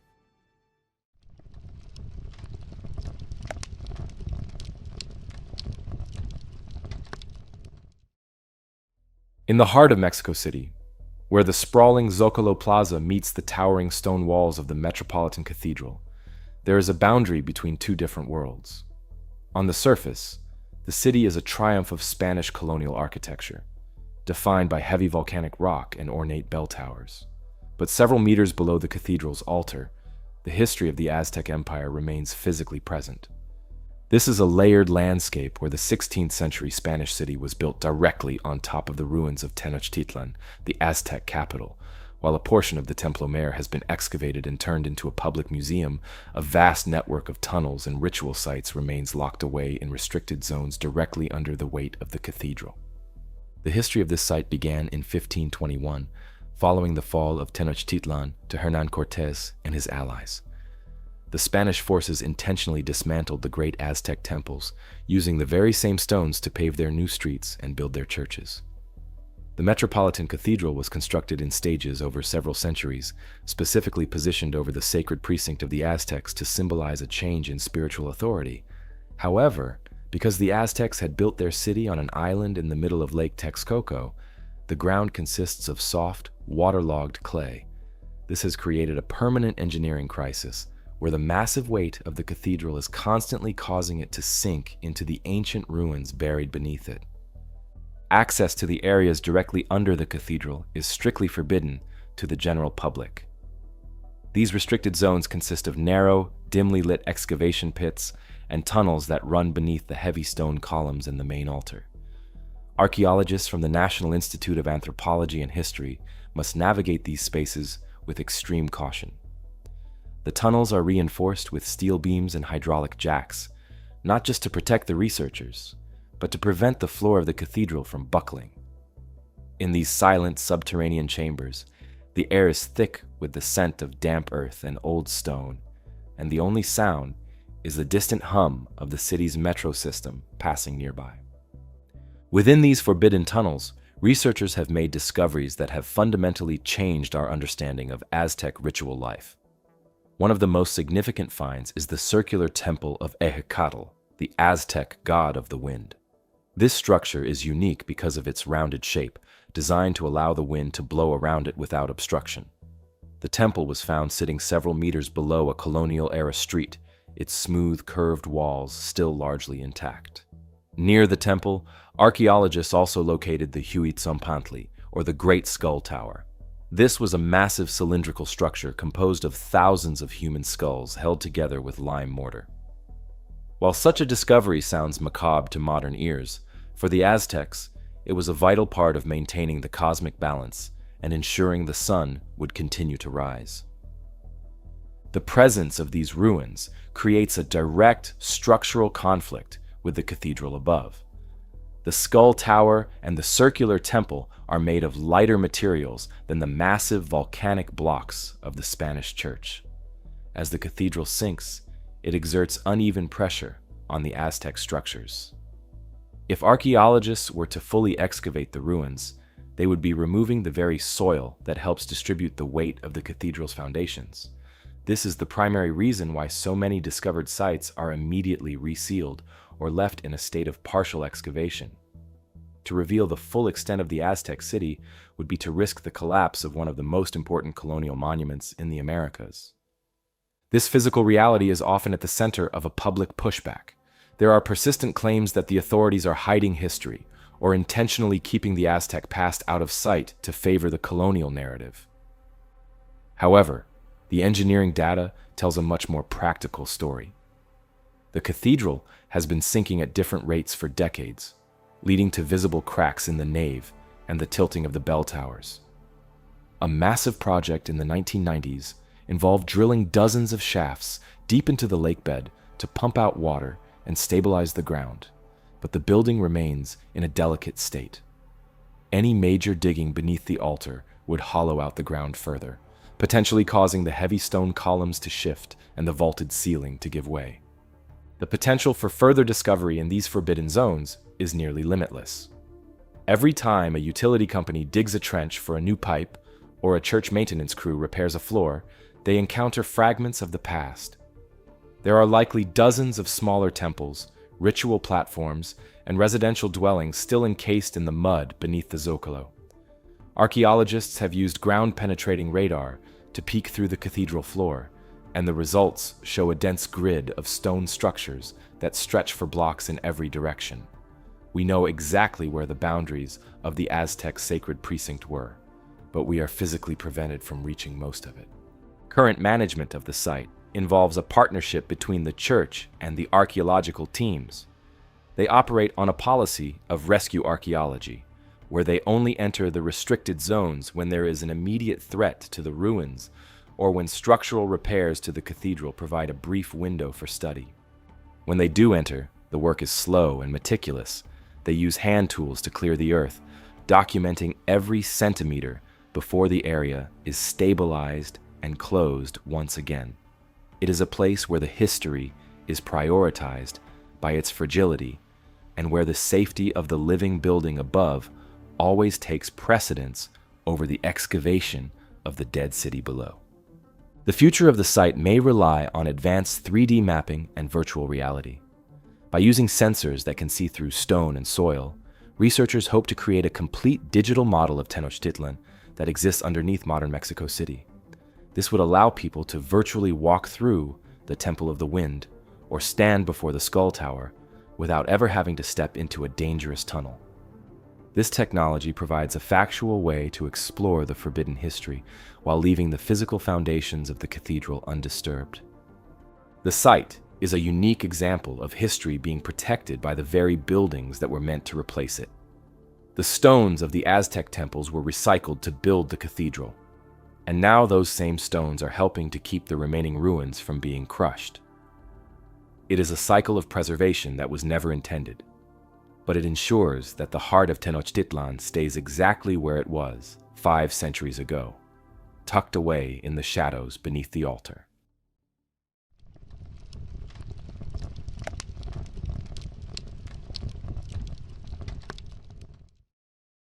The Judean Desert is a landscape defined by its harshness, a vast expanse of sun-bleached canyons and jagged limestone cliffs that drop sharply toward the Dead Sea. In one of these vertical rock faces, located in the Niihau Hever Canyon, there is a small, unremarkable opening situated nearly 100 meters above the canyon floor. This is the entrance to the Cave of Letters. To reach it, one must rappel down the cliff face or undertake a perilous climb that few are trained to handle. This geographic isolation is exactly why the site became a final refuge for families fleeing the might of the Roman Empire nearly 1,900 years ago. The history of the cave is tied to the Bar Kokhba revolt, the second major Jewish uprising against Rome, which took place between 132 and 136 AD. As the Roman legions systematically crushed the rebellion, groups of refugees fled into the desert, seeking safety in the most inaccessible places they could find. They hauled their most precious belongings, their legal records, and their daily supplies up these cliffs, settling into the deep, dark recesses of the limestone. They lived in the cave for months, watching the Roman camps from the height of the cliff, until they eventually succumbed to starvation or the elements. Because the air in the Judean desert is exceptionally dry, the organic materials they left behind did not rot, creating a time capsule of their final days. When archaeologists first entered the cave in the early 1960s, they found a level of preservation that is rarely seen in the ancient world. Scattered among the dust and rock were fragments of clothing, leather sandals, and even remnants of food that had been desiccated by the heat. In one of the deeper chambers, they discovered a collection of 19 bronze vessels, including jugs and bowls that were likely used for both daily meals and ritual purposes. These items were found tucked away in a crevice, hidden by the inhabitants who clearly expected to return for them. The most significant find, however, gave the cave its name. Archaeologists uncovered a bundle of papyrus documents and letters that had been carefully wrapped and placed in a leather waterskin. These weren't just religious texts, they were the personal and administrative records of the people living in the cave. Among them were orders written by Simon Bar Kokhba himself, the leader of the revolt. These letters provide a factual, unvarnished look at the logistics of the rebellion, showing a leader who was often frustrated by his subordinates and deeply concerned with the distribution of supplies like grain and salt during the heat of war. Alongside these military dispatches, the cave yielded the personal archive of a woman named Babatha. Her collection consisted of 35 legal documents, including marriage contracts, land deeds, and guardianship papers for her son. These papers reveal the complexities of life under both Roman and local law, showing how a woman of that era managed her property and navigated the legal system across different jurisdictions. Finding such a complete personal history in a remote desert cave allowed historians to reconstruct the life of an individual who would have otherwise been lost to time. It is a rare instance where the archaeology tells the story of a specific person, rather than just a culture. Today, the Cave of Letters is a strictly forbidden zone. The primary reason for its restricted status is the extreme physical danger of the approach. The limestone of the Judean cliffs is notoriously unstable, prone to crumbling under the weight of a climber. Even for experienced archaeologists, entering the cave requires a specialized military-grade rappelling operation and a high level of physical fitness. There are no footpaths, no stairs, and no safety railings. The site is monitored by the Israeli Antiquities Authority and the military, as the risk of a fatal fall is constant for anyone attempting to reach the opening without professional support. Beyond the physical risk, there is a strict administrative protocol designed to prevent looting. The Dead Sea region has been a target for illegal treasure hunters since the discovery of the first Dead Sea Scrolls in the 1940s. Because artifacts like leather, Wood and papyrus can survive for thousands of years in these specific conditions. A single disturbed layer of dust can destroy invaluable historical data. The authorities maintain a no-entry policy for civilians to ensure that the remaining unexcavated sections of the cave are not tampered with. Any authorized research must be conducted under heavy security and with the oversight of conservationists who specialize in organic materials. The imagery inside the cave is a stark contrast to the burning sun outside. The air is cool and heavy, with the scent of ancient dust. The floor is covered in a thick layer of cultural debris, the discarded scraps of everyday life from the 2nd century. In the shadows, you can still see the soot marks on the ceiling from the oil lamps used by the refugees. It is a place of profound silence, where the only movement is the occasional shifting of loose stone. The desolation of the surrounding canyon reinforces the feeling that this was a place of last resort, a hidden corner of the world where people went when they had nowhere else to turn. The pushback against the closure of such sites often comes from those who wish to experience the history firsthand. However, the factual reality is that the cave is a finite resource. Every time a human walks across the floor, they crush the fragile organic fibers that have survived for 19 centuries. The dust itself contains microscopic pollen and seeds that help scientists reconstruct the climate and diet of the Roman era. To allow public access would be to systematically erase the very evidence that makes the cave important. The restricted status is a tool for preservation, ensuring that the site remains a laboratory for future generations of historians who may have even better tools to analyze the soil. Current management of the Niihau area involves regular drone surveillance to monitor the cliff faces for signs of illegal activity. The authorities have also begun a project to digitally scan the interior of the cave using 3D laser technology. This will eventually allow the public to explore the chambers virtually, seeing the exact spots where the bronze vessels were found without ever having to set foot on the dangerous cliffs. This digital record serves as a backup in case the cave is ever damaged by natural seismic activity, which is common in the Rift Valley. The future of the Cave of Letters is one of quiet monitoring. While the major hoards have been removed and placed in museums, the cave still holds a wealth of information in its smaller, unexcavated crevices. Fragments of textiles and individual pieces of papyrus are still being found during authorized surveys, each one adding a new sentence to the story of the Bar Kokhba refugees.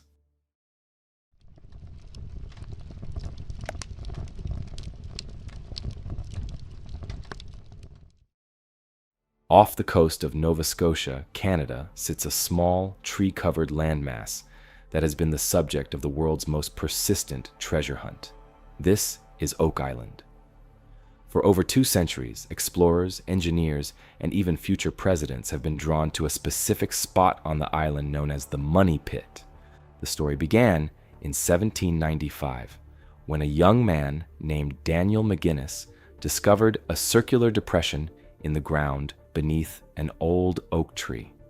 As he and his friends began to dig, they found layers of flagstone, rotting oak platforms, and curious layers of coconut fiber.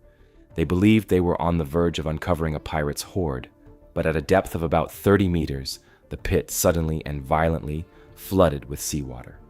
Since that day, dozens of excavation companies have attempted to reach the bottom of the pit, only to be thwarted by the same recurring problem.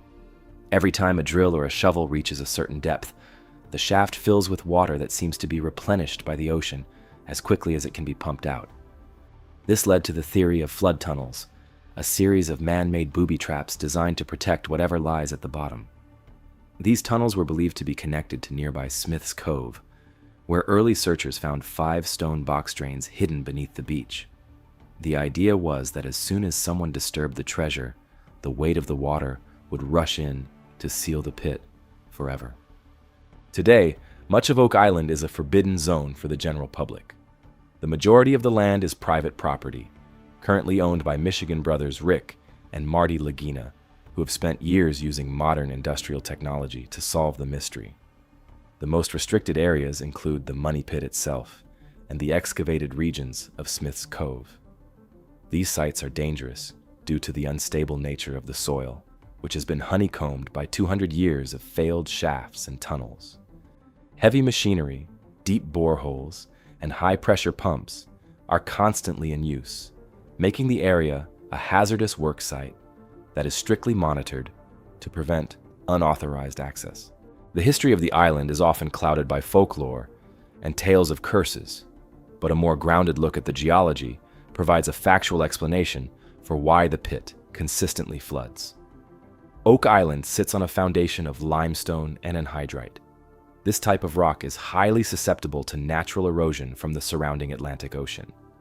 Over thousands of years, the saltwater has carved out natural subterranean caverns and sinkholes beneath the island. When searchers dig deep into the earth, they are likely puncturing these natural water-filled cavities. The flood tunnels found at Smith's Cove may actually be natural fissures in the rock that allow the tide to move in and out of the island's interior. Despite these geological explanations, the discoveries made on the island keep the mystery alive for historians. Archaeologists working with the Lagina team have uncovered artifacts that don't fit the standard timeline of Nova Scotian history. In a restricted area known as the Swamp, researchers found a lead cross that testing suggests originated from a medieval quarry in southern France. Nearby, they discovered 14th century coins and fragments of pottery that appear to be much older than the first official European settlements in the region. These finds suggest that people were visiting and perhaps depositing items on Oak Island hundreds of years before the Money Pit was even discovered. The most unsettling discovery came from deep within a borehole in the Money Pit area, where a drill brought up two small fragments of human bone. Forensic testing determined that one piece belonged to a person of Middle Eastern descent, while the other was of European origin. These fragments were found nearly 50 meters underground, far deeper than any known historical burial should be. This discovery shifted the project from a simple search for gold into a forensic and archaeological investigation. It proved that human activity occurred at extreme depths on the island, long before modern machinery was available to dig such holes. The pushback against the Oak Island mystery often focuses on the lack of a smoking gun, a chest of gold, or a vault of documents. Critics argue that the island is simply a series of natural sinkholes that have been misinterpreted by hopeful treasure hunters for generations.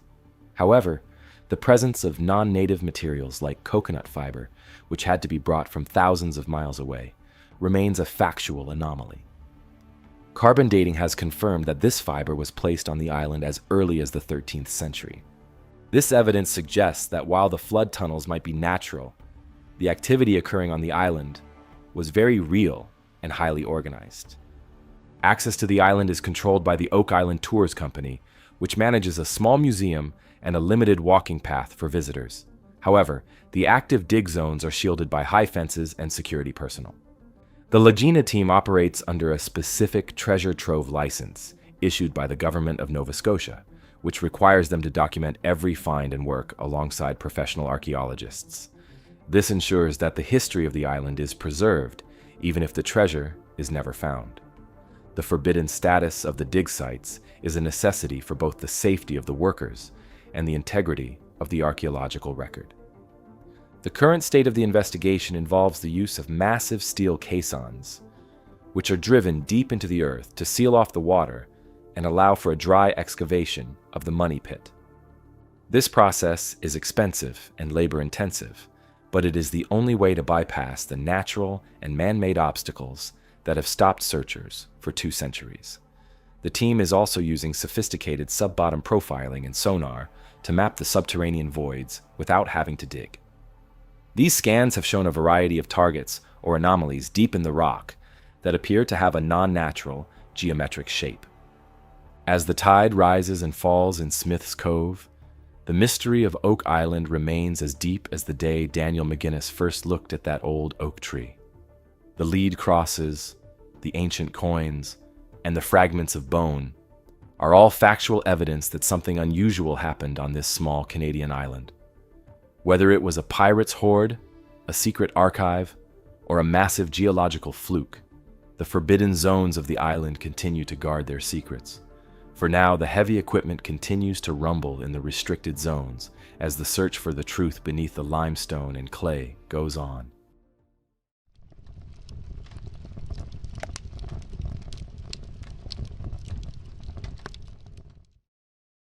In the dusty plains of southern Iraq, the remnants of one of the world's first true cities rise from the sand.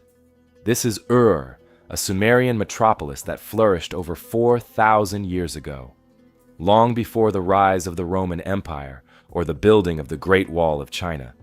The people of Ur were constructing massive temples, writing on clay tablets, and organizing a complex society. Today, the most recognizable feature of the site is the Great Ziggurat, a massive tiered temple built for the moon god Nana. However, the most significant and restricted part of the site lies not in the heights of the temple, but in the depths of the earth. Between 1922 and 1934, a British archaeologist named Leonard Woolley led a massive excavation project at the site. During his time there, he uncovered a cemetery containing about 1,800 graves.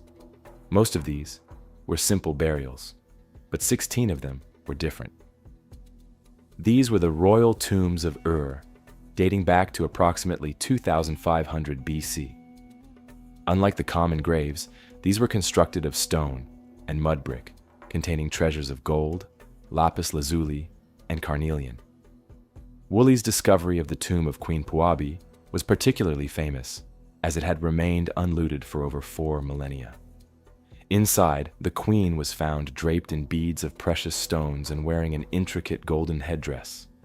While the gold was impressive, what Woolley found outside the main burial chambers was much more unsettling. In what he called the Great Death Pit, he discovered the remains of 74 individuals. These were not family members of the royals, but guards, musicians, and female servants. They were arranged in neat rows, dressed in their finest court attire, with copper or gold cups nearby. Based on the lack of signs of violence and the orderly arrangement of the bodies, Woolley concluded that these people had participated in a mass ritual suicide. The theory is that they drank a lethal potion, perhaps opium or hemlock, to follow their monarchs into the afterlife. The details of the death pit revealed a highly organized and chilling event. 6 guards stood at the entrance of the tomb with their copper spears, and 2 wagons were found with the skeletons of the oxen that had pulled them. Inside the pit, the female attendants were found wearing silver hair ribbons and golden earrings. One of the most famous artifacts recovered from this specific area was the lyre of the bull, a musical instrument decorated with a gold-leafed bull's head. It was found resting near the remains of a harpist, suggesting the musicians were playing until the very end. Today, the royal tombs and much of the surrounding mound are strictly forbidden to the general public and most international researchers. The reasons for this restricted status are practical and multifaceted. First, the archaeology of Ur is incredibly fragile.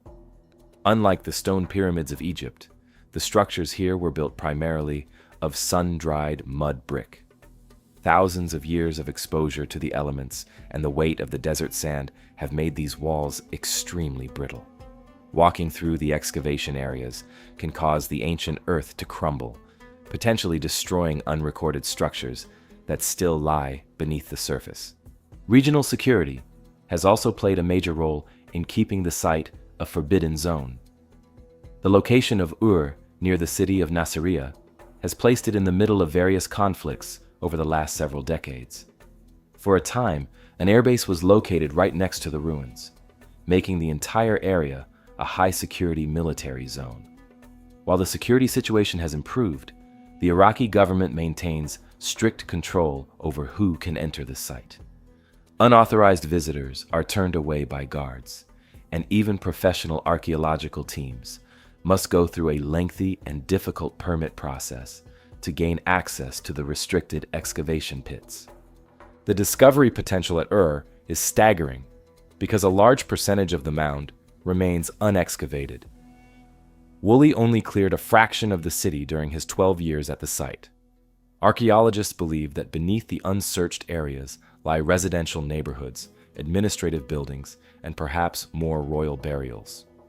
One of the most sought-after finds in the restricted zones are cuneiform tablets. The Sumerians used these clay tablets to record everything from epic poetry to tax receipts and diplomatic letters.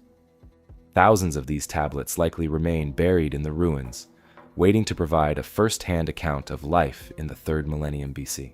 The Iraqi government, in partnership with international organizations, has recently begun a series of restoration efforts. These projects are focused on stabilizing the Great Ziggurat and the remaining mud brick walls of the royal palace. However, the work is slow.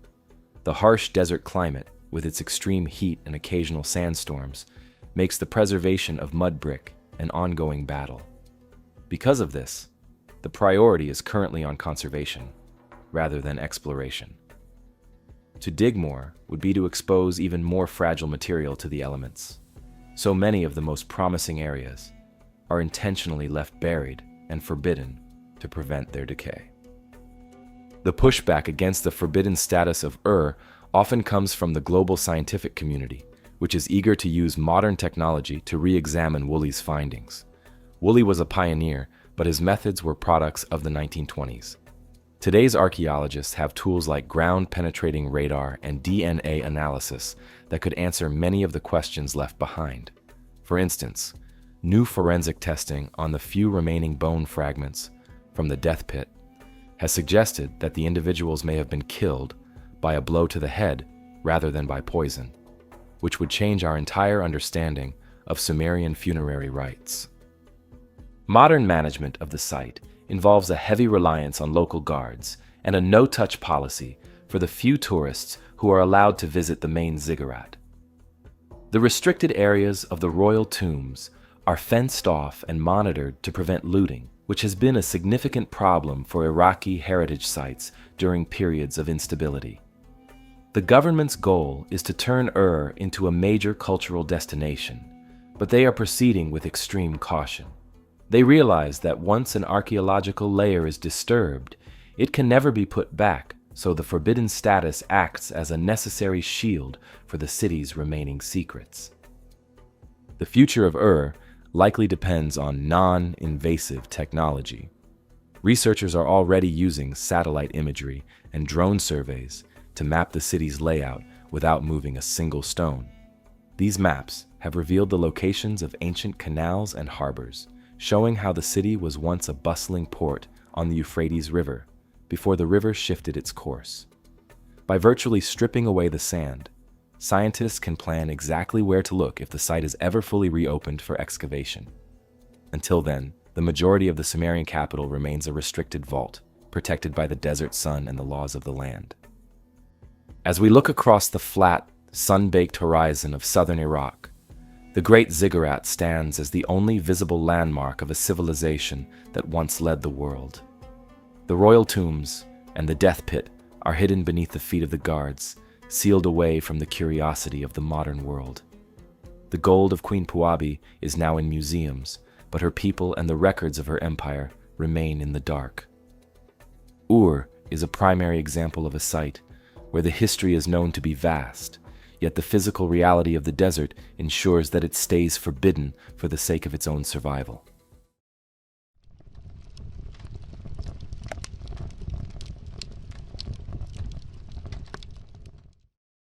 Traveling 17 miles across the Kaulakahi Channel from the bustling tourist hubs of Kauai, the landscape of Hawaii changes completely. Here lies Niihau, a low-lying island of approximately 70 square miles that appears as a stark, arid contrast to the lush peaks of its neighbors. While the rest of the Hawaiian archipelago underwent a massive transformation into a global travel destination, Niihau stayed behind a strictly enforced barrier of privacy. It is the only place in the chain where the 21st century is intentionally kept at bay. There are no paved roads, no power lines, no hotels, and no internet. It is a private world that has been owned by a single family for over 160 years, operating under a 19th century promise to protect a way of life that has disappeared everywhere else. The origins of this isolation date back to 1864. Elizabeth Sinclair, a widow from Scotland who had been living in New Zealand, arrived in the Kingdom of Hawaii looking for land to establish a ranch. King Kamehameha V offered her the choice of several locations, but Sinclair was drawn to the quiet, rugged beauty of Niihau. She purchased the entire island from the king for $10,000 in gold.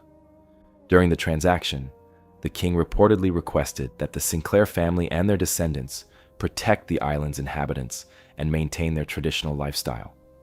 This request became the foundation for the Forbidden Island policy that continues to this day under the management of the Robinson family, Sinclair's descendants.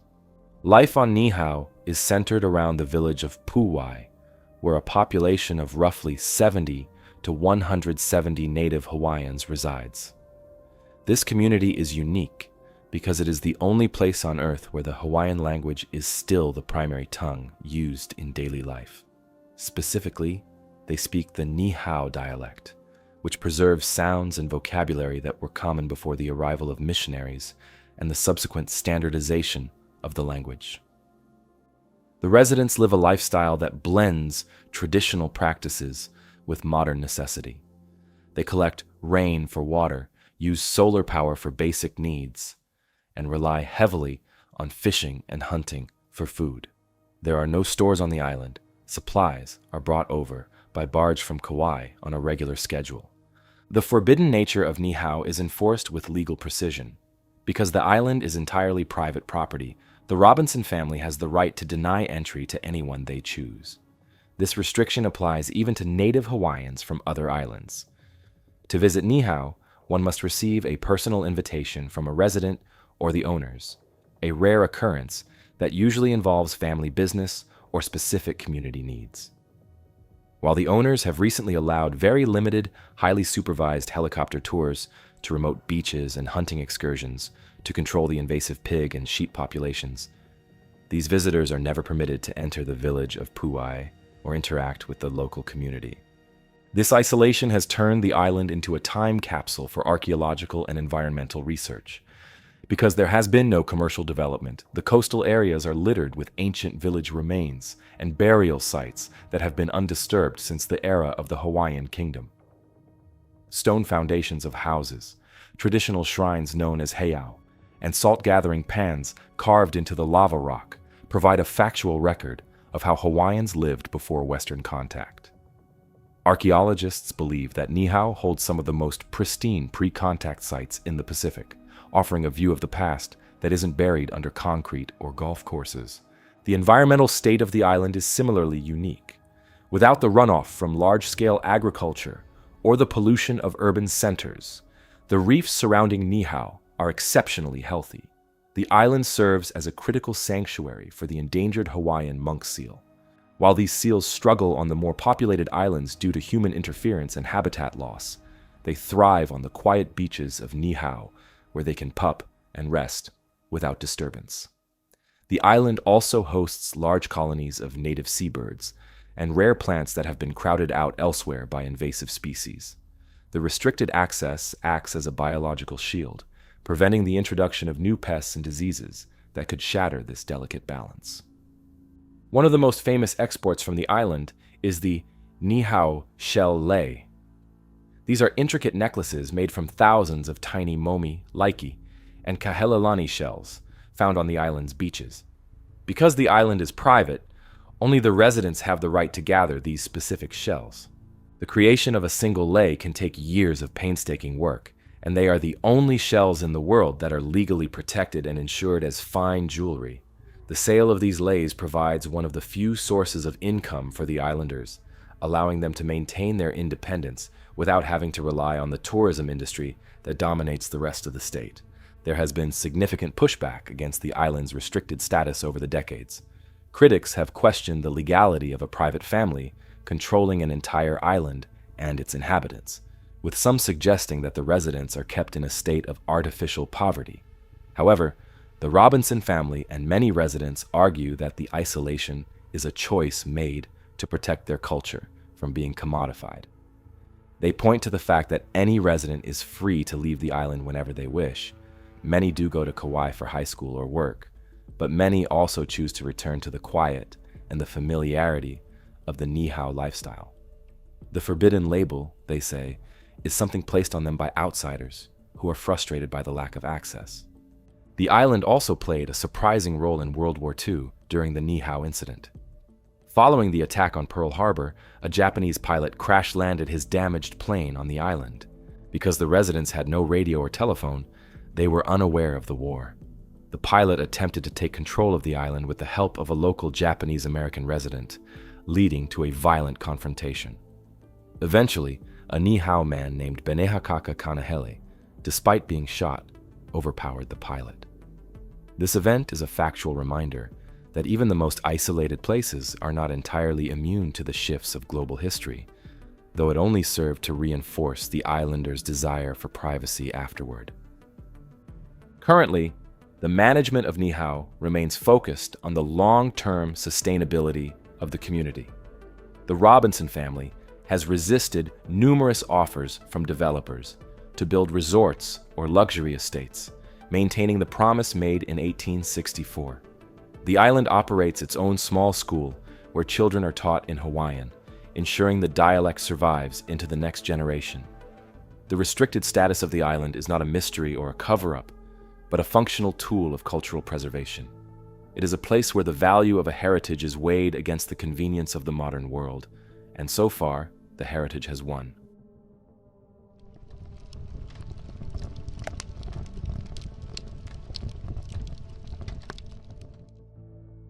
On the morning of November 14, 1963, a cook on a fishing vessel off the southern coast of Iceland noticed a plume of dark smoke rising from the sea. Thinking it was a ship on fire, the captain moved closer, only to realize they were witnessing the violent birth of a new piece of land. Deep beneath the surface, a volcanic eruption was tearing through the seafloor, sending jets of ash and steam hundreds of meters into the cold Atlantic air. Within days, a pile of black tephra and hardened lava broke the surface of the water. This was the beginning of Surtsey, an island named after Surtur, a fire giant from Norse mythology. The eruption continued for nearly 4 years, eventually forming an island roughly 1 square mile in size. As the lava cooled and the steam cleared, the Icelandic government made a decision that would turn this small, barren rock into one of the most restricted places on the planet. They declared Surtsey a protected nature reserve, closing it off to everyone except a tiny group of authorized scientists. This was not about protecting people from the volcano, but about protecting the island from people. Surtsey was a clean slate, a brand new landmass with no soil, no seeds, and no life.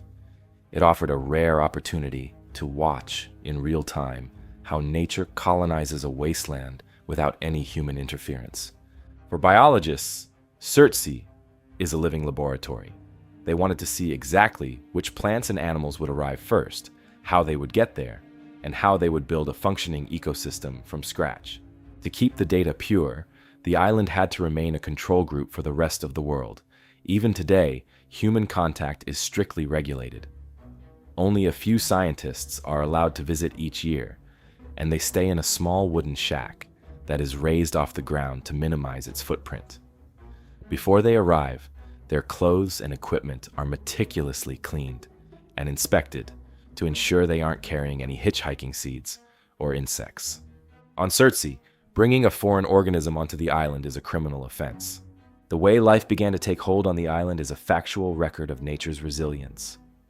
The first pioneers were not plants, but microorganisms like bacteria and fungi that arrived on the wind or in the spray of the ocean. By 1965, just 2 years after the eruption began, the first vascular plant was found growing on the beach, a sea rocket.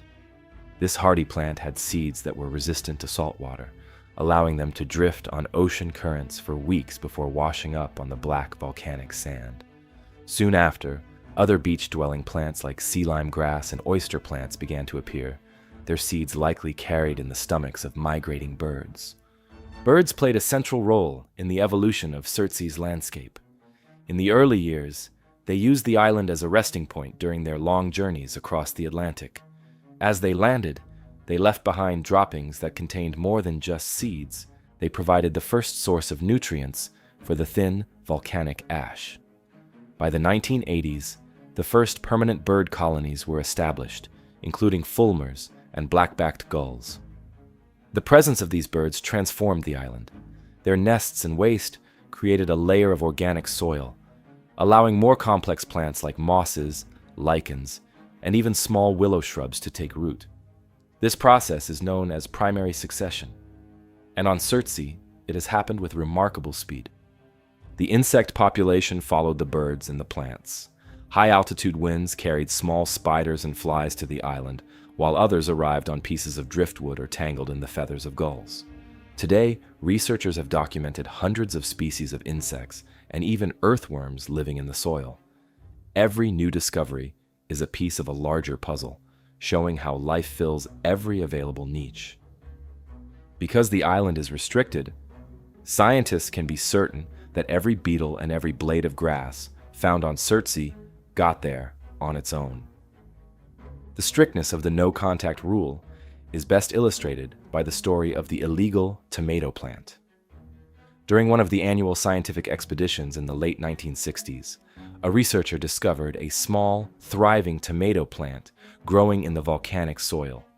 This was an immediate alarm for the team.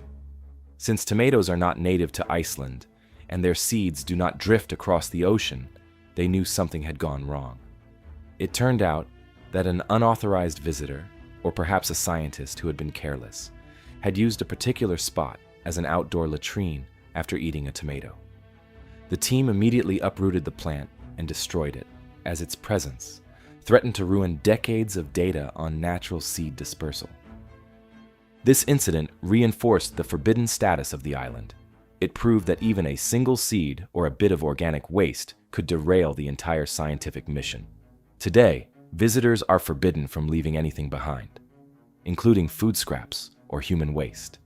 Everything brought onto the island must be carried back off.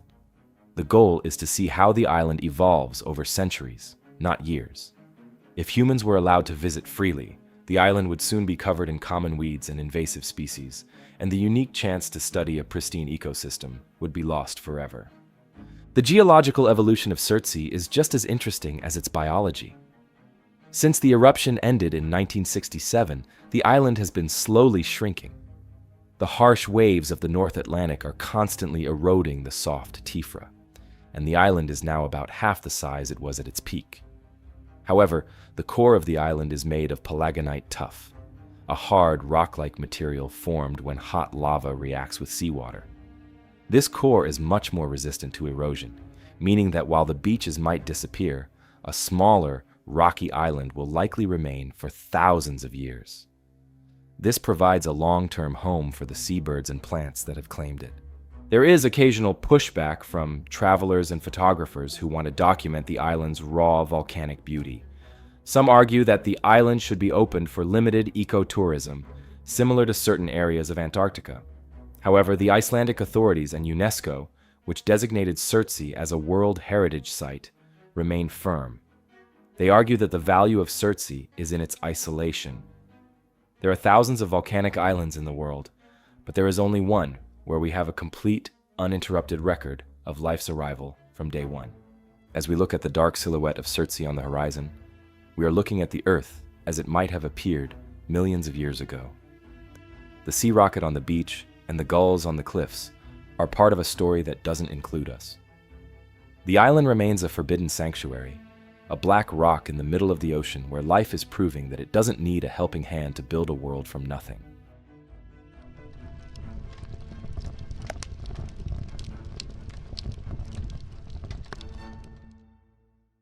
On the coast of Western Australia, in a remote and arid region known as the Pilbara, lies a landscape of deep red ironstone and ancient granite. This is Murujuga, also known as the Burrup Peninsula. It is a place where the history of human creativity is etched into the very surface of the earth. Over an area of roughly 30,000 hectares, there is a staggering collection of over 1 million individual rock carvings, or petroglyphs. This makes it one of the largest and most dense concentrations of rock art anywhere in the world. While some sections are open to visitors, vast tracts of this ancient gallery are restricted, trapped between the spiritual needs of the traditional owners and the industrial requirements of modern mining.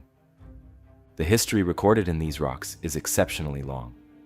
Archaeological dating suggests that the oldest carvings at Murujuga could be over 40,000 years old, created by the ancestors of the Ngarluma, Yinjibarndi, Yaburara, Mardudunera, and Wangutiu people. These artists did not use paint.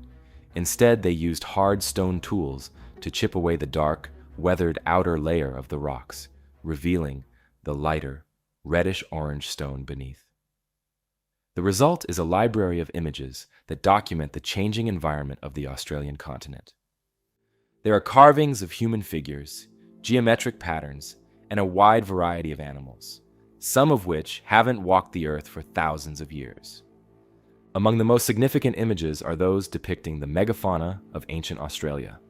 In the restricted valleys of the peninsula, researchers have documented clear carvings of the thylacine, commonly known as the Tasmanian tiger. While the thylacine survived in Tasmania until the 20th century, it vanished from the Australian mainland roughly 3,000 years ago. Finding its likeness here provides a factual record of its former range. Even more remarkable are images that appear to show the fat-tailed kangaroo and other large marsupials that went extinct even earlier. These carvings are not just art, they are a primary source of information for biologists and historians trying to reconstruct the lost ecosystems of the Pilbara. The forbidden status of large sections of Murujuga is a result of a complex tug-of-war between two powerful forces. On one side are the traditional owners, for whom the peninsula is a sacred site containing the stories of their ancestors and the laws of their culture. For them, many of these valleys are restricted zones where only certain initiated people are permitted to enter. On the other side is the massive industrial engine of the Pilbara. The peninsula is also home to a multi-billion-dollar industrial hub, including liquefied natural gas plants and iron ore shipping terminals. Much of the land is covered by long-term industrial leases, meaning large portions of this million-image gallery are physically cut off behind chain-link fences and security checkpoints. This proximity to heavy industry has created a scientific crisis that has gained international attention. Researchers have raised alarms about the impact of industrial emissions on the rock art.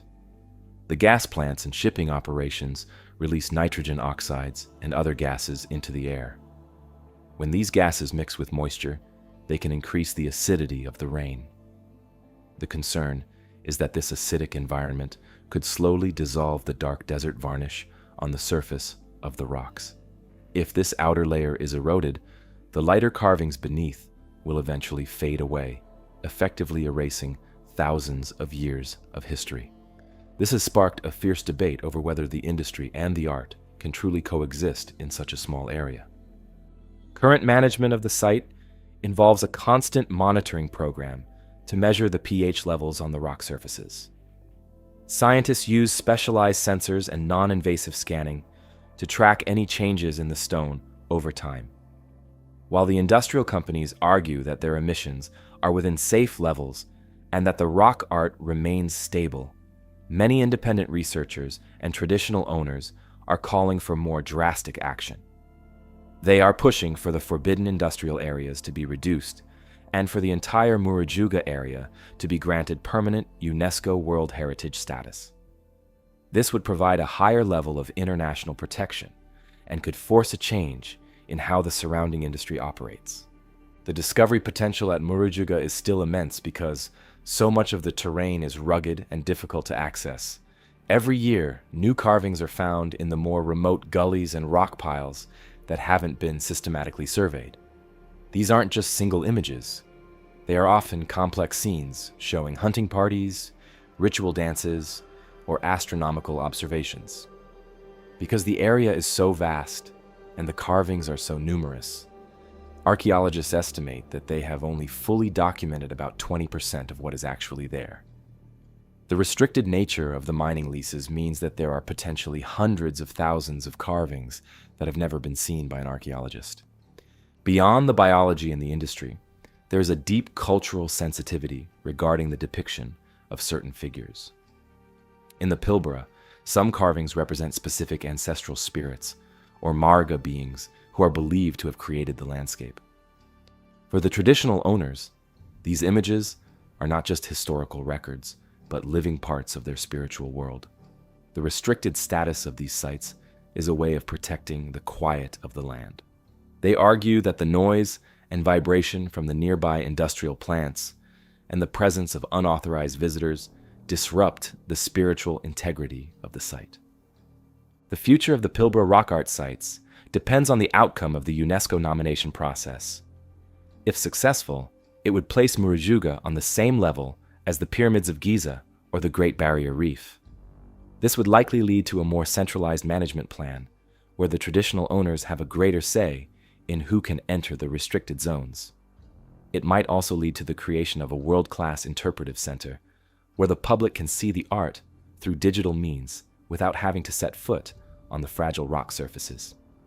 This would satisfy the curiosity of tourists while maintaining the privacy and protection the site requires. As we look across the Burrup Peninsula, the contrast is visible to the naked eye. In one direction, you see the ancient red rock valleys filled with 1 million stories of the past. In the other, you see the flare towers and the massive storage tanks of the modern energy industry. It is a place where the oldest living culture on Earth is forced to share a border with the cutting edge of global trade.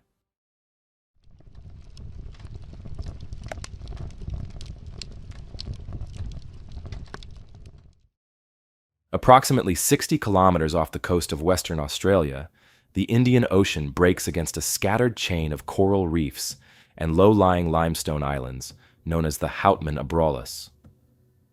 These islands are beautiful, but treacherous, surrounded by shallow, jagged reefs that have claimed dozens of ships over the centuries.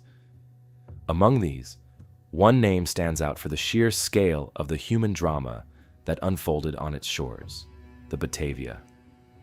In 1629, this flagship of the Dutch East India Company struck Morning Reef, beginning a chapter of history that involves shipwreck, mutiny, and a calculated massacre. Today, the sites associated with this tragedy are among the most strictly regulated and forbidden zones in Australian waters. The story of the Batavia is a factual record of a voyage gone wrong. The ship was on its maiden journey from the Netherlands to the East Indies, carrying a massive amount of silver and jewels intended for trade. However, a high-ranking officer named Geronimus Cornelis conspired with several crew members to seize the ship and its wealth. Before they could act, the ship struck the reef in the early hours of June 4th.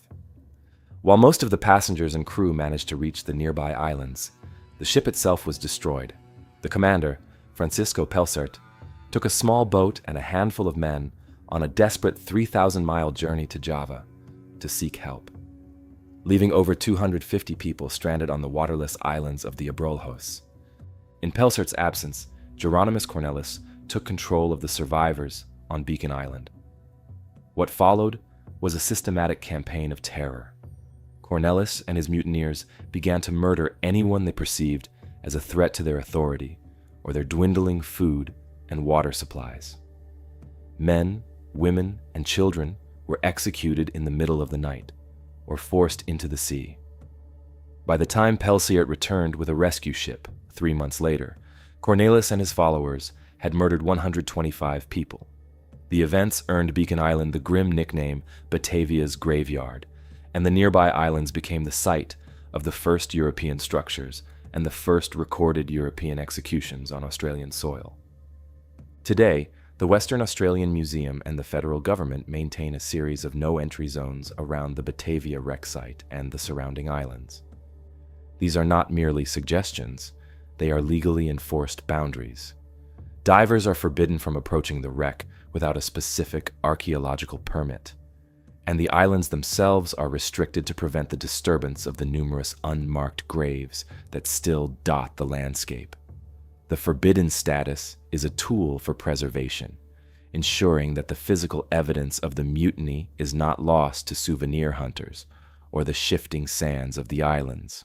Archaeological digs on Beacon Island have uncovered a wealth of forensic evidence that brings the 17th century accounts to life.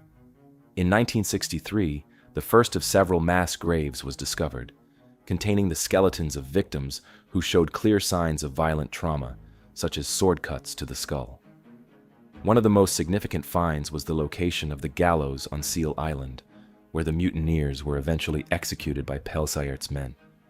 Excavations there revealed the post holes for the gallows and the personal effects of the condemned men, providing a chillingly precise map of the final moments of the mutiny. The protection of the underwater site is just as rigorous. When the Batavia broke apart, its heavy cargo of silver coins and building materials sank into the crevices of the reef.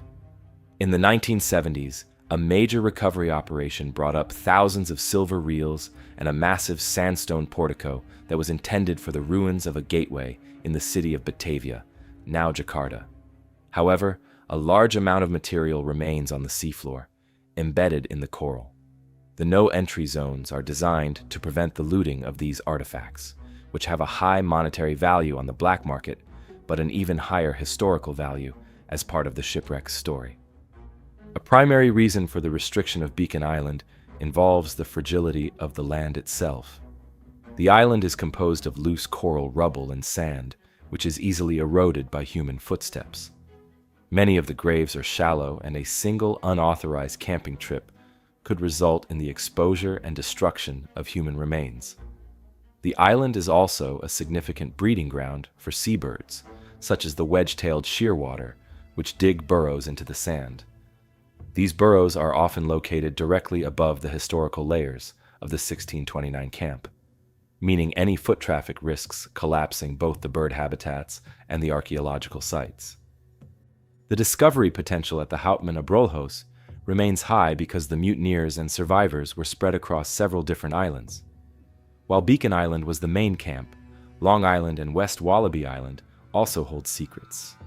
On West Wallaby, a group of loyal soldiers led by Wiebe Hayes successfully defended themselves against the mutineers. They built small stone forts, which are now recognized as the oldest European-built structures in Australia. These forts are in a restricted area to ensure their crude limestone walls are not damaged by visitors.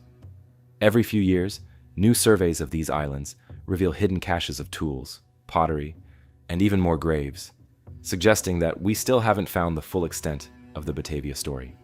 Current management of the sites involves the use of satellite surveillance and regular patrols by the Department of Primary Industries and Regional Development. They monitor the movements of fishing boats and private yachts in the area to ensure no one is anchoring too close to the sensitive wreck zones. There is also a collaborative effort with the local lobster fishing community, who act as eyes on the water to report any suspicious activity. This community involvement is a factual part of the site's security, as the fishermen have a vested interest in protecting the heritage of the islands where they work. The pushback against the forbidden status usually comes from the diving community, who are eager to explore one of the world's most famous wreck sites. While there are authorized dive operators who can take people to the general vicinity, the actual touching or entering of the Batavia debris field is strictly limited to researchers. The authorities argue that the site is a cemetery, and it should be treated with the same respect as a graveyard on land. This ethical stance, combined with the archaeological need for a pristine site, ensures that the boundaries remain in place. Future research at the Abrolhos will likely focus on DNA analysis of the remains found in the mass graves.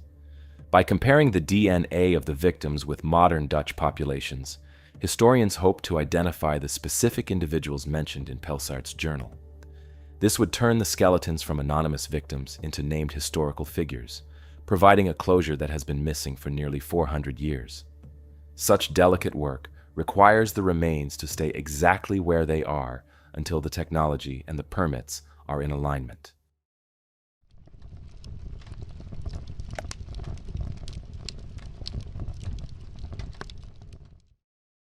In the warm, turquoise waters of the Bay of Bengal, part of the Andaman and Nicobar chain, lies a small, square-shaped island covered in dense, dark green jungle. From the air, North Sentinel Island looks like a tropical paradise, surrounded by a ring of bright white sand and shallow coral reefs. However, this 60-square-kilometer patch of land is one of the most strictly enforced forbidden zones on the planet. It is home to the Sentinelese, a tribe that has lived in near total isolation for an estimated 30,000 years.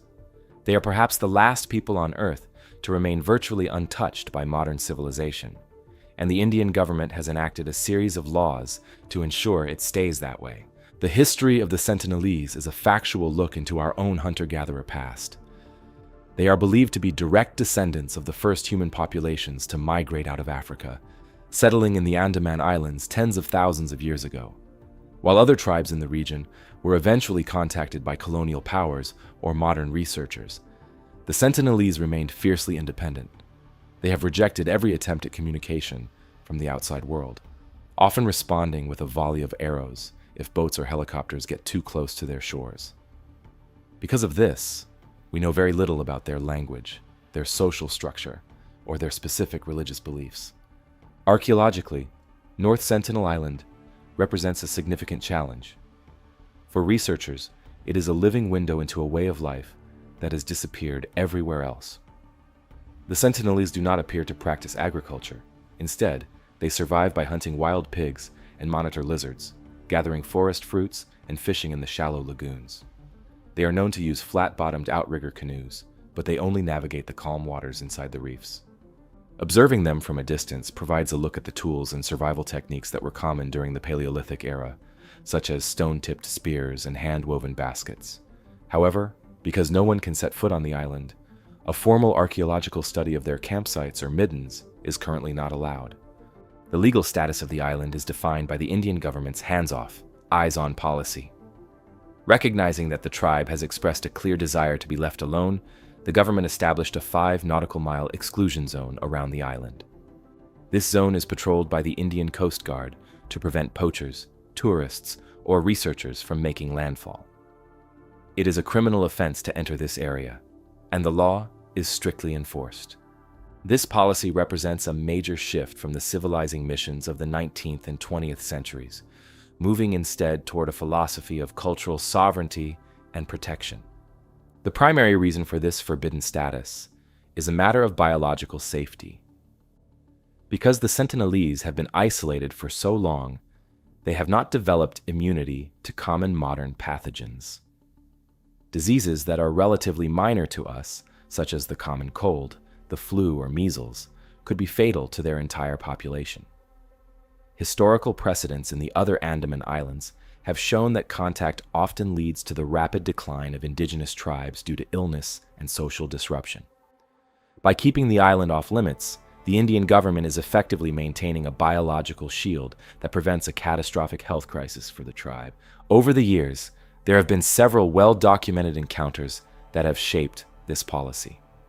In the 1970s, a National Geographic film crew attempted to land on the island and was met with arrows, one of which struck the director in the thigh. In 2006, 2 local fishermen who had illegally anchored their boat near the island to hunt for mud crabs were killed by the tribe.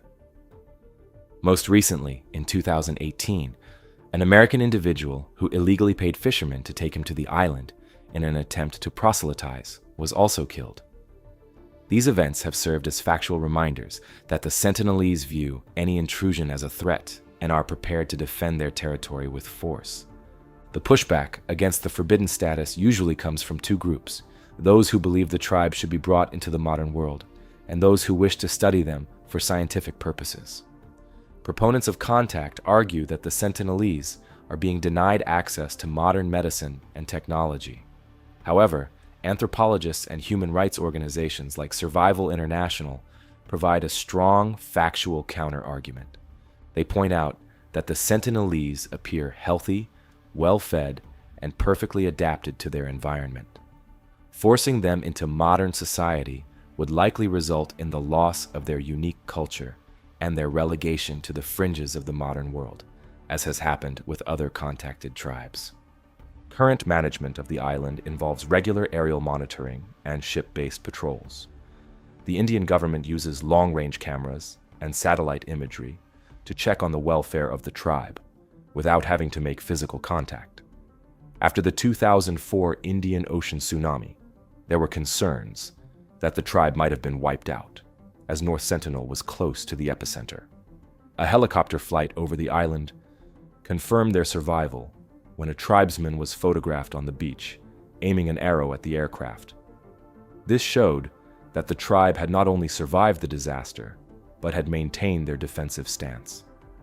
The 2004 tsunami also caused a permanent geological change to the island. The earthquake lifted the entire tectonic plate, raising North Sentinel Island by about 1 to 2 meters.